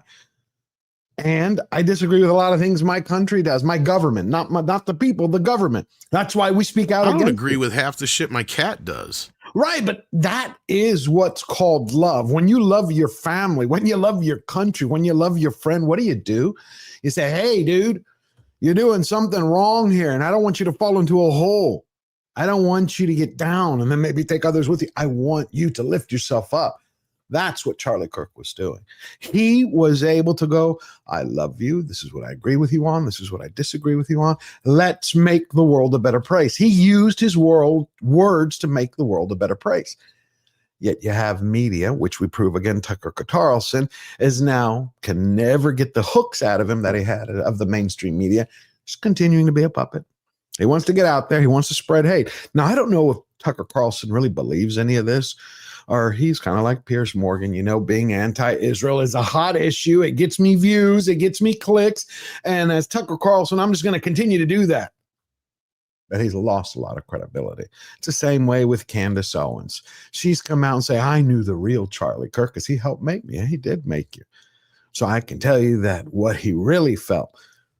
Really? Have they ever asked Erica Kirk? See, because that's how you know somebody who's true. Did they go to Erica Kirk? Did they say, Charlie has about 1,000 videos expressing his true feelings, but I want to share what he talked to me about? No. What were you going to say, Tom? Sorry. We got on a little mini rant. No, I wasn't going to say anything at all. I just was trying to be visually stunning. Yeah. Visually, well, that's good. Visually stunning is always a positive. But I wasn't busy for 5 seconds, so I thought I'd be on screen. No, I like it on screen. That's why I think it's great to have the video. You back it up. You hear the man for yourself, and you can decide. You don't need Tucker Carlson to tell you. You don't need me to tell you. You just saw it. One man says he knew it, says he didn't like XYZ. You get to see Charlie Kirk tell you exactly how he feels. It's a beautiful thing. But you know what I found the real miracle this last week was, Tom? Beverly Hills. I kid you not, my cop friend. Or the town. Beverly Hills. Like the land of the beast, the state religion Rodeo is Drive, Beverly Hills. Yeah. Where the Weezer song, Beverly Hills. The Weezer song, where woke is the state religion and DEI is tattooed on every newborn rump in Hollywood. Celebrities, preach that America is evil. They came out in mass. Now, the media wants to say it was just a couple hundred people. It was thousands. They came out for Charlie Kirk saying, we are Charlie Kirk and we ain't going anywhere. I was like, wow. Strength at that moment defeated silence. Courage conquered cowardice. And love stood up to all the lies. Because you know what? For all the people out there who say Charlie Kirk spread hate, to me, they got to be some of the dumbest, backwards, most ignorant people. Because hate in today's time with the video, with the internet, unless you're someone living in mom's basement having to bring in your Hot Pockets, love is the only thing that mobilizes people like that in crowds. It was amazing to watch. Hot Pockets are gross. There is, but I'm talking about the beta male Bobs who, No, I know. I'm just who's like Destiny I'm and just like saying. I Like, only had they're one gross. hot pocket. Yeah, They're I like- gross. I don't understand how people can eat those things. And I'm a fat kid. Me too, but I've never liked them. They taste like sodium and garbage. Plastic. Yeah, they're like cardboard and just some of the worst quality crap ever. Hail Anyway. Iron Man. Hail Iron Man. Yeah, great to see you. Yeah, so they came out. This is just one of 3, and it's a nice video. Those are some tall ass palm trees. Holy Yeah, shit. but this is the media called this a couple hundred. Oh, I saw that. Okay, so that's what this was about? Yeah, okay. a couple hundred people. Couple hundred in a few square feet, maybe. Jesus. That's like a concert crowd. I'm curious how many are locals, but That's one of them. And you see, they're from all walks of life. What up, y'all? You already know this wicked witch holding it down. Look at all of this unity and love out here.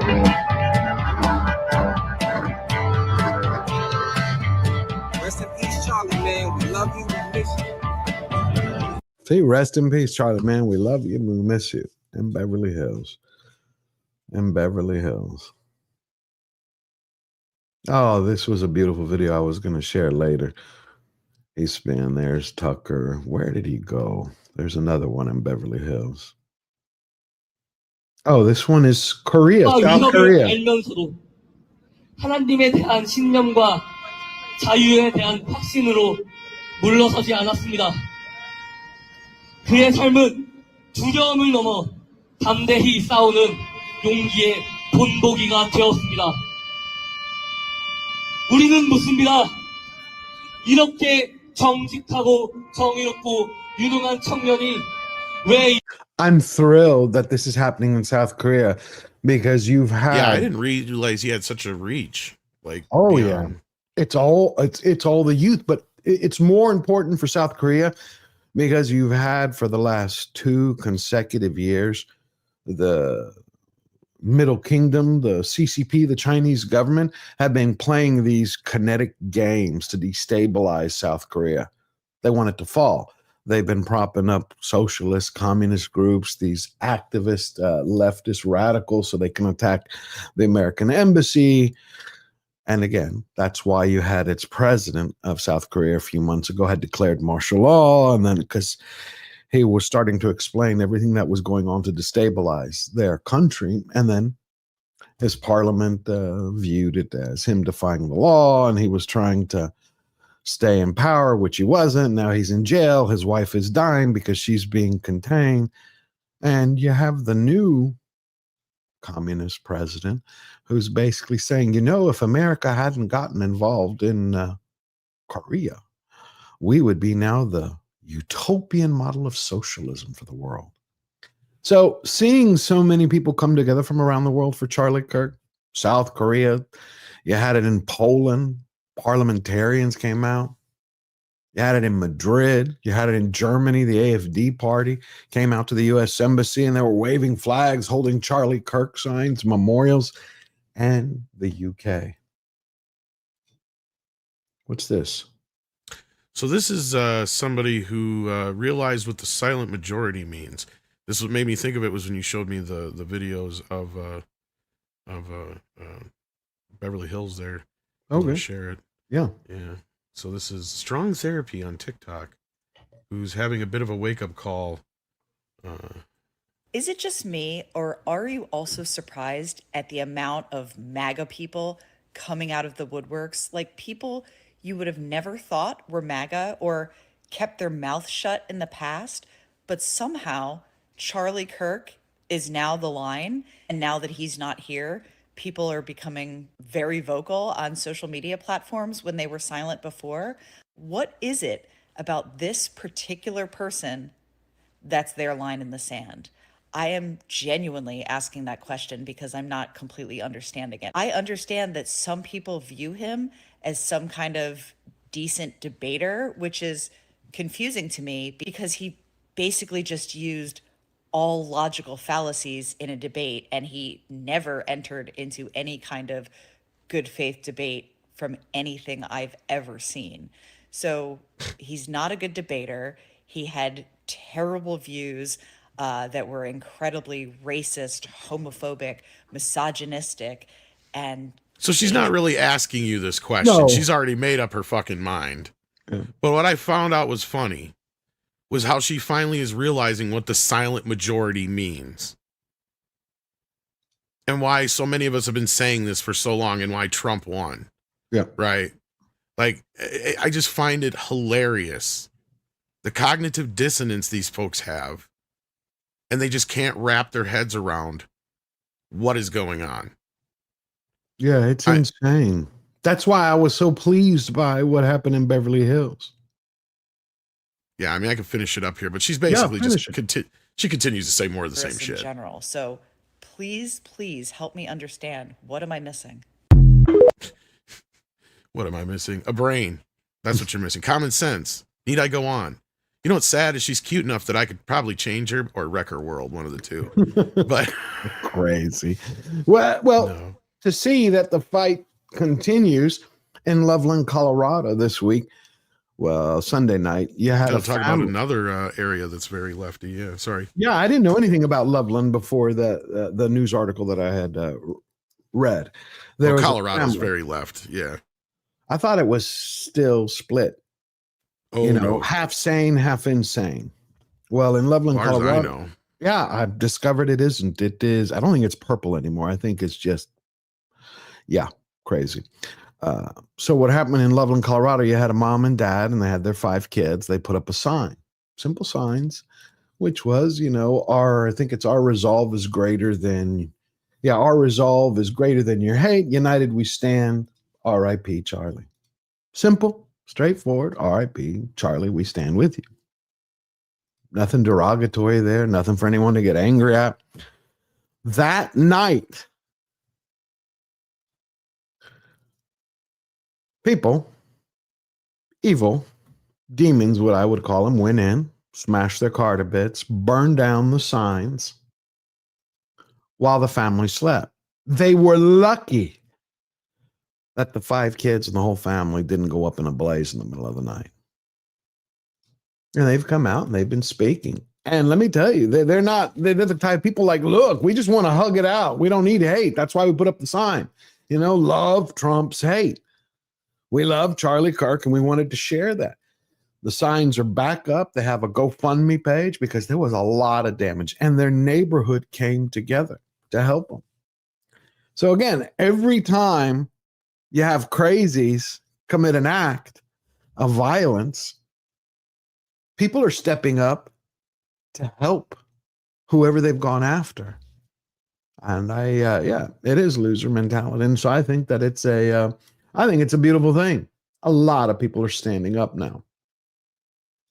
And that's how we continue talking. It's how we also snuff out the left by having that dialogue. So when someone says, hey, well, Charlie Kirk said the civil rights movement not good. Well, you have Beat over there who's going to explain, no, here's the actual video. This is what he said. When someone says, oh, he hated Israel. Well, no, here he is defending him. When someone said he didn't like women, here's a video saying how much he loved him. I think these are all positive things. All beautiful, brilliant. And here's one. I think this was an amazing, before we start winding up, an amazing clip from Charlie Kirk as he was talking to this college student.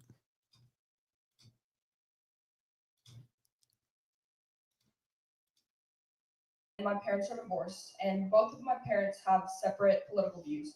My mom's conservative and my dad's liberal. And my mom is always kind of pushing me to bring politics into my life. And I was wondering, A, should I care? And if I should, why? And which parent should I lean more towards? Got it. So did you say mom's liberal? Mom's conservative. Oh, wow. Okay, that's the opposite of what I thought. Okay, so I see you have a shirt here that says, whom shall I send? Here I am, right? Yes. Which I love. That is the Hebrew word haneni, which appears many times throughout the scriptures. When Abraham, the binding of Isaac, Moses at the burning bush, the call of Isaiah, the call of Samuel, every believer here in the audience, by the way, the most important thing is to bring Jesus into your life. Let me just make sure I say that. Most important thing. It's way more important than politics. It's the most important thing.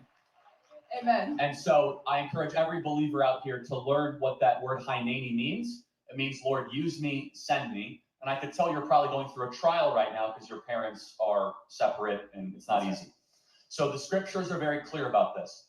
Christianity has a heavy emphasis on honoring your parents. Now, to contrast that with the prior questioner, I don't think she's doing a good job of honoring her parents because she's accusing them of being in a cult. Yeah. Even, this is very important, everybody, even if your parents share values and views and a worldview that you do not have, you are biblically obligated to honor them, which means to spend time with them and to love on them and to go visit them. Even if they are wearing a Black Lives Matter and in this home that we have no hate and trans lives, you still go and spend time with your parents. Because if you are incapable, in this case, of honoring your earthly father, you will never honor your heavenly father.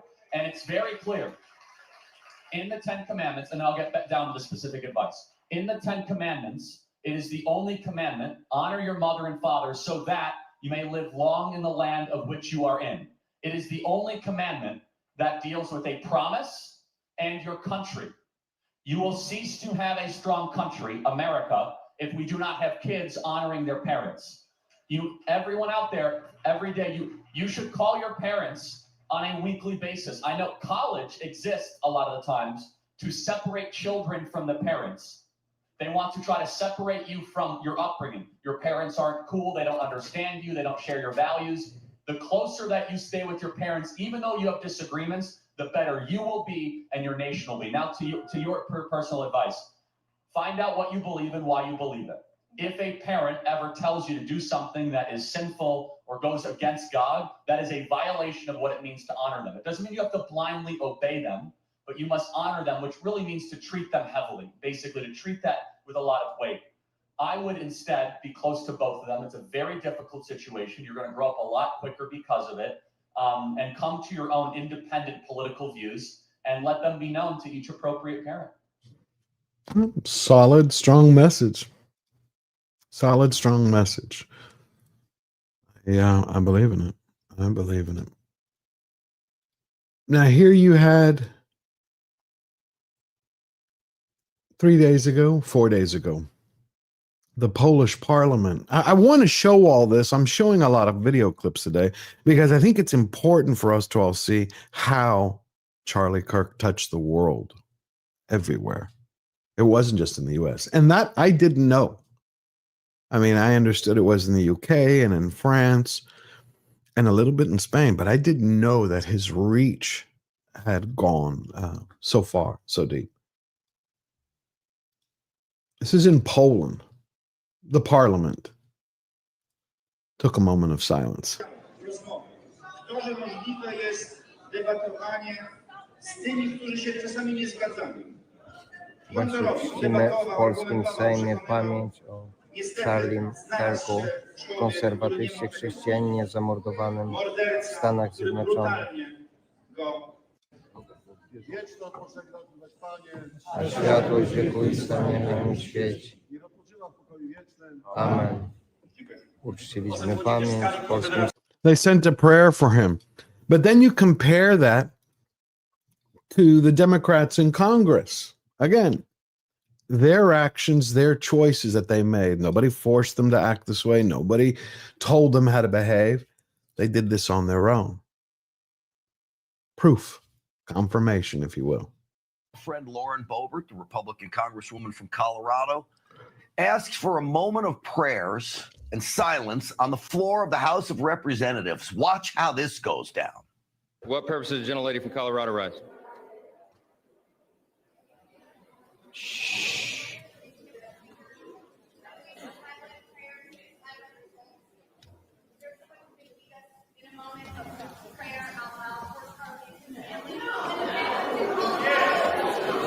If you can't hear, you haven't seen it, what Boebert was asking for was if we can take a 5-minute and send a prayer to Charlie Kirk. And you start hearing the no's from the Democratic Party. They refuse from all the elected representatives. Shh. let's wait a minute. Wait a minute. The House will be in order. The House will be in order. No, you're not going to say prayers for Charlie Kirk? See, they couldn't take 5 minutes, hell, 30 seconds, 5 seconds to say, as human beings, we're going to come together just for a second. No, because they know that they would lose their base. Instead, they should have taken a moment to do the right thing, and they would have gained more people. Because, most politicians on any side, left, right, center, they don't give a damn about anybody. It's just about holding on to power and getting paid by their corporate masters, whoever they may be. Green Party, Chamber of Commerce, or Hollywood, it makes no difference. Here you also had Benny Johnson did a brilliant job, like he always does, where he shows a montage of all the people coming together across the world. And this is probably where we'll leave it after this. But it's just the way it is, and it's the way it's always been. You don't ever know the impact of someone's life on the world until they're gone. And then you can see the massive hole that is left when they're taken from you, and the world is experiencing that with Charlie Kirk right now. But even I am shocked at how Charlie's legacy and dominance of culture extends to virtually every corner of the globe.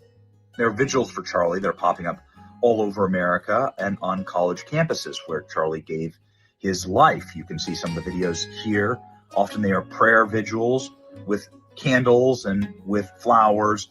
This is where Charlie Kirk did his work, spreading light in the darkness. But there's something else remarkable about what's happening right now with the memory of Charlie Kirk, and we're just getting started. Around the globe, there are memorials to Charlie Kirk that are popping up. Here are just some of the memorials that we have seen, memorials in Sydney, Australia. Look like this.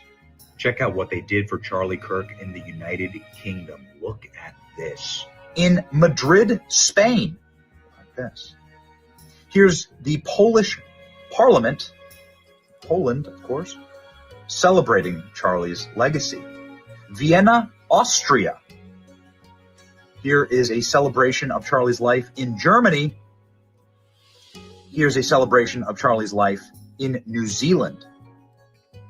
Ladies and gentlemen, Charlie's life being celebrated and his legacy being honored in Tel Aviv, along with some of these beautiful murals that are now being painted of Charlie, and what I expect to totally be a part of, which is the crowdfunding of a permanent memorial to Charlie Kirk that includes him with a microphone sitting at a college campus having a conversation, an open conversation, a dialogue. I think that would just be beautiful.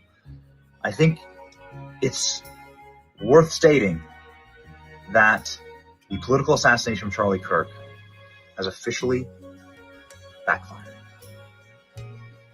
He's getting more powerful, and that's what happens with the martyr. Yep. That's what they didn't realize, that he's multiplying. Charlie is multiplying everywhere. They didn't. You cannot kill ideas. Ideas are bulletproof, just like a good man's spirit. They thought that they could erase one man. Instead, they ended up making millions of them. They're going to have, I'm sure. Look what happened to Martin Luther King. I mean, they made him immortal, right? Yeah. Sorry, I didn't mean to interrupt you. No, you're right. And all because of this. I mean, I wish Charlie Kirk was still here. But this guy, did y'all check out the news about him when he was in court the other day? It was like a monster. There's no other way to say it. And I'm really sick of all these. The allegedly stuff. He admitted to it. His father turned him in. Here's the judge reading charges about him. Yes, Your Honor. Chad Grunander for the state. I'm also joined, and they're listed as attendees, Ryan McBride, Lauren Hunt, David Sturgill, and Chris Ballard. We are the trial team on this case. I do have a few points I'd like to bring up with Your Honor. We have filed a pretrial protective order on behalf of Erica Kirk.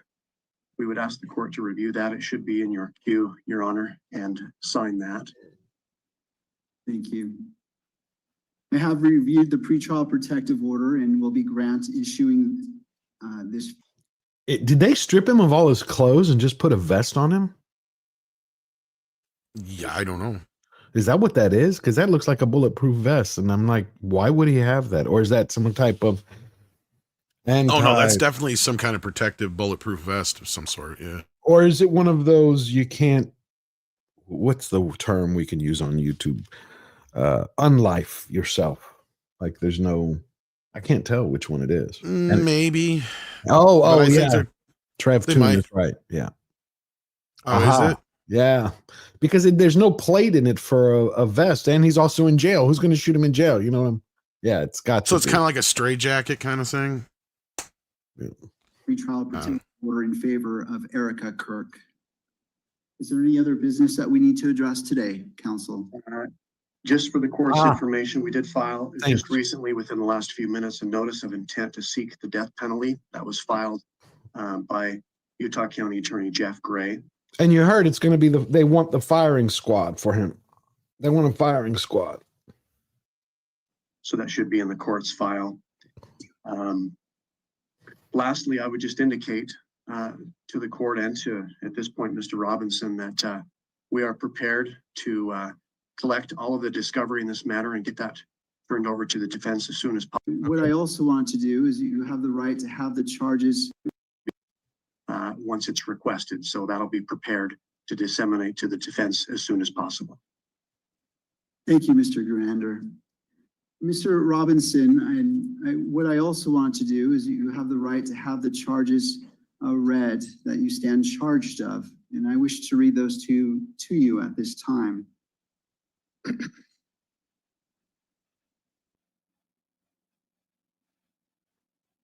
Okay.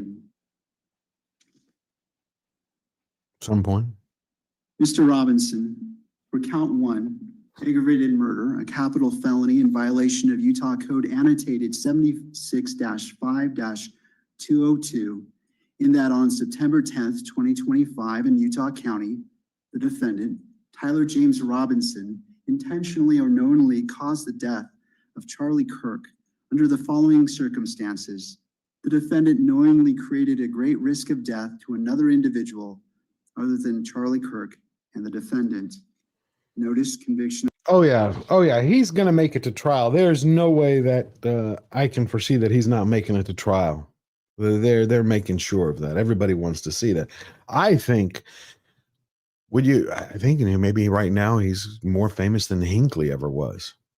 Or infamous, that's the word, not famous. Infamous than Hinckley was when he shot President Reagan. Maybe. I mean, it might take a few years for his name to get more and maybe more coverage, but yeah, I'm curious if he does any kind of plea deal or anything like that, if they'll even accept any kind of deal. Yeah, by what I heard, the president and the vice president, at least coming from them and a little bit coming out of the Justice Department, nobody wants a plea deal. They want the death penalty. I agree. I don't think that'll happen. I'm just saying I wonder how long his lawyers will drag it out trying to. I wonder if they're going to try to claim some type of insanity. Oh, I'm sure they'll try to do all sorts of different things, but yeah, I don't know. I mean, this is territory I'm not too familiar with, especially. Well, we're going to discover it together as we move forward, because I'm going to cover that. This offense may carry the death penalty or pursuant to Utah Code 76-3-207.7, a mandatory term of imprisonment for life without parole, or an indeterminate term of not less than 25 years, that may be for life. Victim targeting enhancement in violation of Utah Code annotated 76-3-203.14 sub 2. Tyler James Robinson intentionally selected Charlie Kirk because of Tyler James Robinson's belief or perception regarding Charlie Kirk's political expression. Notice, if the trier of fact finds beyond a reasonable doubt that the victim targeting enhancement applies, the sentencing judge or the Board of Pardons and Parole shall consider the defendant's selection of the victim as an aggravating factor. Violent offense committed in the presence of a child aggravating factor, the sentencing judge or the Board of Pardons and Parole shall consider as an aggravating factor in their deliberations that the defendant committed a violent criminal offense in the presence of a child. Count 2, felony discharge of a firearm causing serious bodily injury, a first-degree felony in violation of Utah Code Annotated 76-11-210 sub 2 and 3C, in that on September 10th, 2025 in Utah County, the defendant, Tyler James Robinson, discharged a firearm in the direction of Charlie Kirk, knowing or having reason to believe that Charlie Kirk may be endangered by the discharge of the firearm, and that the act caused serious bodily injury to Charlie Kirk. Victim targeting enhancement in violation of Utah Code Annotated. Hey, come on. Notice if the trier of fact finds beyond that the defendant, in that on September 10th, of just conduct that caused September 10th. There's a point where he questions. Document or an item to wit, directing his roommate to delete incriminating text messages. That's Count 6, tampering with a witness, a third-degree felony in violation of Utah Code Annotated 76-8-508, in that on or about September 11th, 2025 in Utah County, the defendant, Tyler James Robinson, believed that an official proceeding or investigation was pending or about to be instituted, or intended to prevent an official proceeding or investigation, and attempted to induce or otherwise cause his roommate to withhold testimony or information, to wit, directing his roommate to stay silent if the police questioned the roommate. Count 7, violent offense committed in the presence of a child, a Class A misdemeanor in violation of Utah Code Annotated 76-3-203.10 sub 2 and 76-3-203.14 sub 3A little double I, in that on or about September 10th, 2025 in Utah County, the defendant, Tyler James Robinson, committed criminal homicide in the physical presence of a child younger than 14 years of age, with knowledge that a child was present and that may have been seen or heard the commission of the criminal homicide. Victim targeting enhancement in violation of Utah Code Annotated 76-3-203.14 sub 2, Tyler James Robinson intentionally selected Charlie Kirk because of Tyler James Robinson's belief or perception regarding Charlie Kirk's political expression. That concludes reading the information. Mr. Robinson, this case is set for September 29th at 10 a.m. It will be a waiver hearing, and I will be the judge assigned to this case. Mr. Robinson, I invite you to join us at that time. Is there anything further, counsel? No, Your Honor, we'll have counsel appointed by then. Thank you. Mr. Gurander, anything further? One item, just for clarification, Your Honor, the hearing on the 29th, is that in person or WebEx? Thank you. That is a great question. It will be via WebEx. Okay. Thank you, Judge. Why aren't they having him in person in court? I'd like to see him in person. Well, probably for security, so somebody doesn't try something crazy. Yeah, I know, just me. The dude looks like he believes he did no wrong. That's scary. He's just standing there, staring there like a monster. But what's worse, I think, my opinion, worse than that guy, is how it was relayed by ABC News, and one reporter particularly, who was, again, NBC and ABC have been trying slowly to figure out how they could humanize Robinson. And an ABC reporter tried to romanticize his relationship. They're trying to find a way to take the heat off of the lefties, because the left knows that they've lost. Half of them know this and know they're done, and the other half think this is just the beginning. So you got this nutcase. We have seen an alleged murder with such specific text messages about the alleged murder weapon, where it was hidden, how it was placed, what was on it, but also it was very touching in a way that I think many of us didn't expect. A very intimate portrait into this relationship between the suspect's roommate and the suspect himself, with him repeatedly calling his roommate, who is transitioning, calling him my love, and I want to protect you, my love.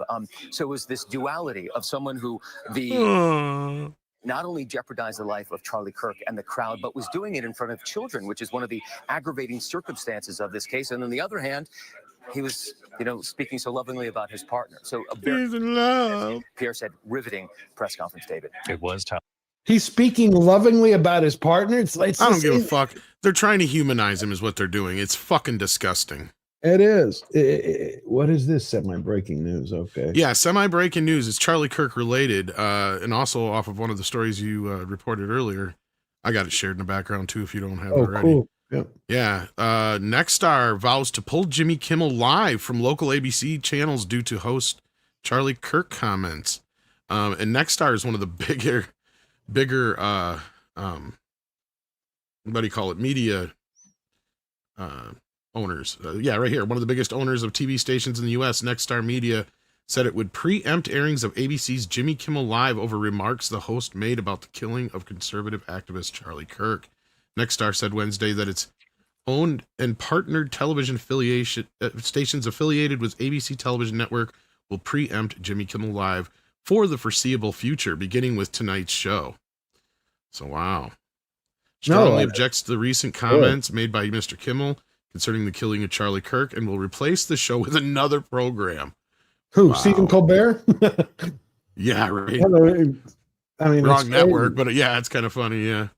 But yeah, no, it's crazy. But you heard that ABC News anchor, right? That reporter who was sitting there, like, again, romanticizing the Romeo and Romeo bullshit. Yeah.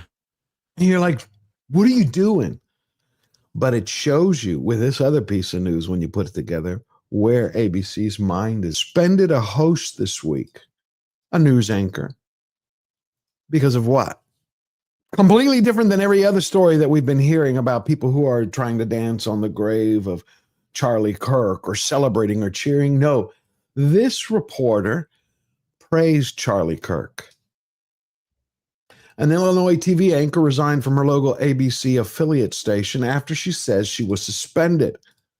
Yeah, I heard about this. Has there been any updates on this? Or no, I'm still waiting. She was suspended over an emotional, nonpartisan tribute to her first boss, Charlie Kirk. What did she say? All she said was, God bless Charlie Kirk. God bless his family. God bless America. And they suspended her. So she quit. I was like, okay, you kind of showed your hand there a little bit. Now, I was talking with a good friend of mine, and he was like, well, maybe this is where things start to get out of line, where they get out of whack, where the left and the mainstream media are trying to pivot so hard by firing different anchors like Matthew Dowd, by firing different reporters, because they were celebrating in many ways Charlie Kirk's assassination, that they're taking let's just not have anybody share any type of political ideology. Now, to me, it's always been simple. It should be like it was when I was growing up. You'd have the reporters, you'd have primetime anchors. They would tell you the news. It'd come at you straight. Then they're like, we're going to an editorial. This is this person's opinion. Big letters, opinion, editorial. That way everybody knows that's not news. It's just an opinion. I think that's the way to handle things. We got a quick super chat from Paula M., my very good friend. I miss you so much. She says, for 125 Nicaraguan Cordobas, keep going, and we will. I hope you're doing well. I miss you. I miss you so much. I miss you. Did y'all find that sickening as I did? That reporter from ABC romanticizing him, trying to humanize him, just sticks in my gut. Well, and it goes against the other side of the other side of it, to where it's like, I don't know why all she was doing a loving tribute to her former boss, right? It's not like, I mean, I can even understand a little bit of kerfuffle if she was just doing it to make some sort of statement at that time.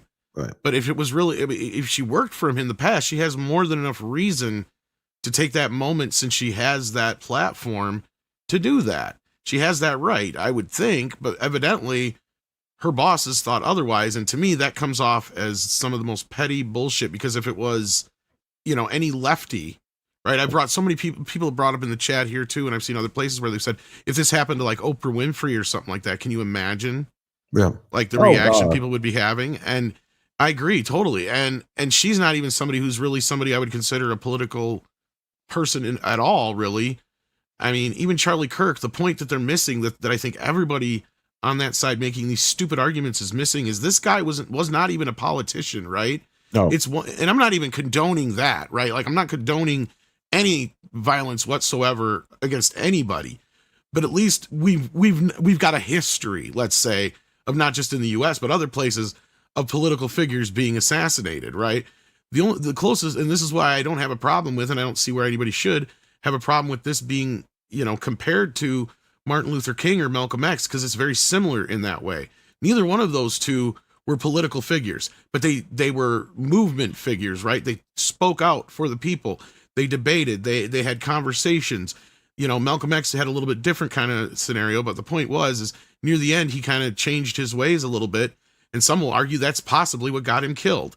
So like, that's a whole nother conversation to be had. We'll never know all the answers to that. And there's probably still answers about Charlie we'll never know. Right. I mean, but we've got this kid now. I mean,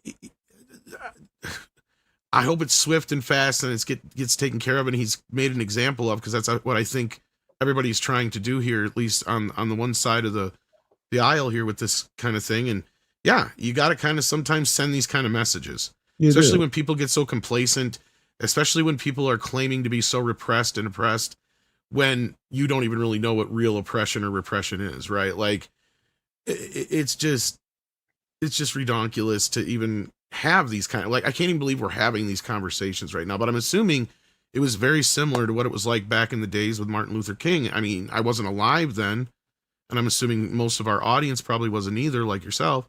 Right. But I can imagine this is probably the tension. This was probably the rhetoric from whatever side felt a certain way. I mean, like, yeah, it's a very touchy subject right now. And I think anybody who thinks that they're being clever or going to win any real friends off of dehumanizing or defacing Charlie Kirk, memorials, I think you're going to be sadly mistaken. FAFO is going to come around real quick for you.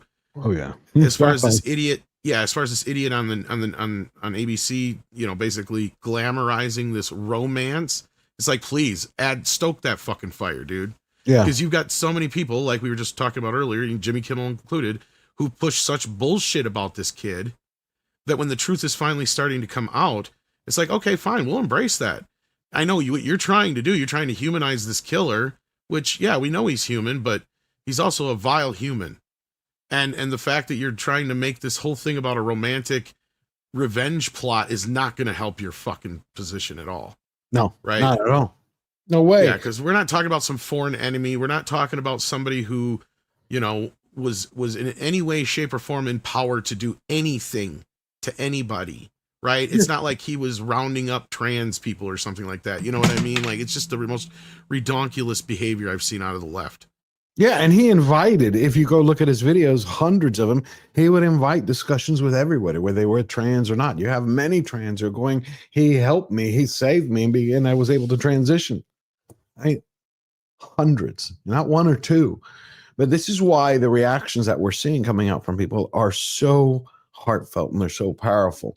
And also, we see that the consequences are coming hard and fast. You had this Army Colonel, Scott Stevens. He just got suspended, which I think is good. He just got suspended. Yeah, I saw this too. This is another thing, kind of like with doctors and doctors, nurses, teachers, government officials, bureaucrats, police officers. Yeah, it's crazy because he stated the death of Charlie Kirk in Utah. Not that there's probably many on the police that have ever said anything. I'm just saying, like, those are people that I expect a little bit more higher morals. Well, you don't expect, of course, you don't expect this to come, especially from the military. But it shows you again how much the military has been transformed by Obama and Biden. It's exactly why President Trump has a big job on his hand to get it back to what it's doing, which is to protect the country and to represent the best of us. The death of Charlie Kirk in Utah was tragic. However, we can take comfort in the fact that Charlie was doing what he loved best, spreading messages of hate, racism, homophobia, misogyny, transphobia on college campuses. It also allows us to see who in our lives supports those views. I would offer empathy, but Charlie hated empathy, as we have been told in the wake of so many other tragedies. We have to move on. We can't make this political. He's saying what? He goes, I would offer empathy, but Charlie hated empathy, as we have been told. No. See, I have no problem, again, with people suffering consequences for that. He doesn't represent the best of the military. I mean, again, I'm a free speech absolutist, right? Yeah. Or however you want to put it. But I also understand that when you have free speech, it comes with responsibility. And unfortunately, this is what Schwarzenegger was trying to do with the whole, like, screw your freedom thing. If he'd have left the screw your freedom part off, I think he might have actually made a point that some people would have been like, yeah, you got kind of a point, but I'm still not going to jab myself. That's the thing. Had he not said the screw your freedom part, because the rest of it isn't actually wrong, because what he's talking about is self-governorship in a way. And not only that, like, yes, we follow certain rules still, even though we have freedom, but that's just because we can't have chaos, right? You got to define the freedom we're talking about. Part of the freedom we have here in America, what makes us a free country, and we're seeing that on display right now, overseas, with the inability to even just say something online without, or making a joke if you're a comedian, for instance, without worrying about being arrested.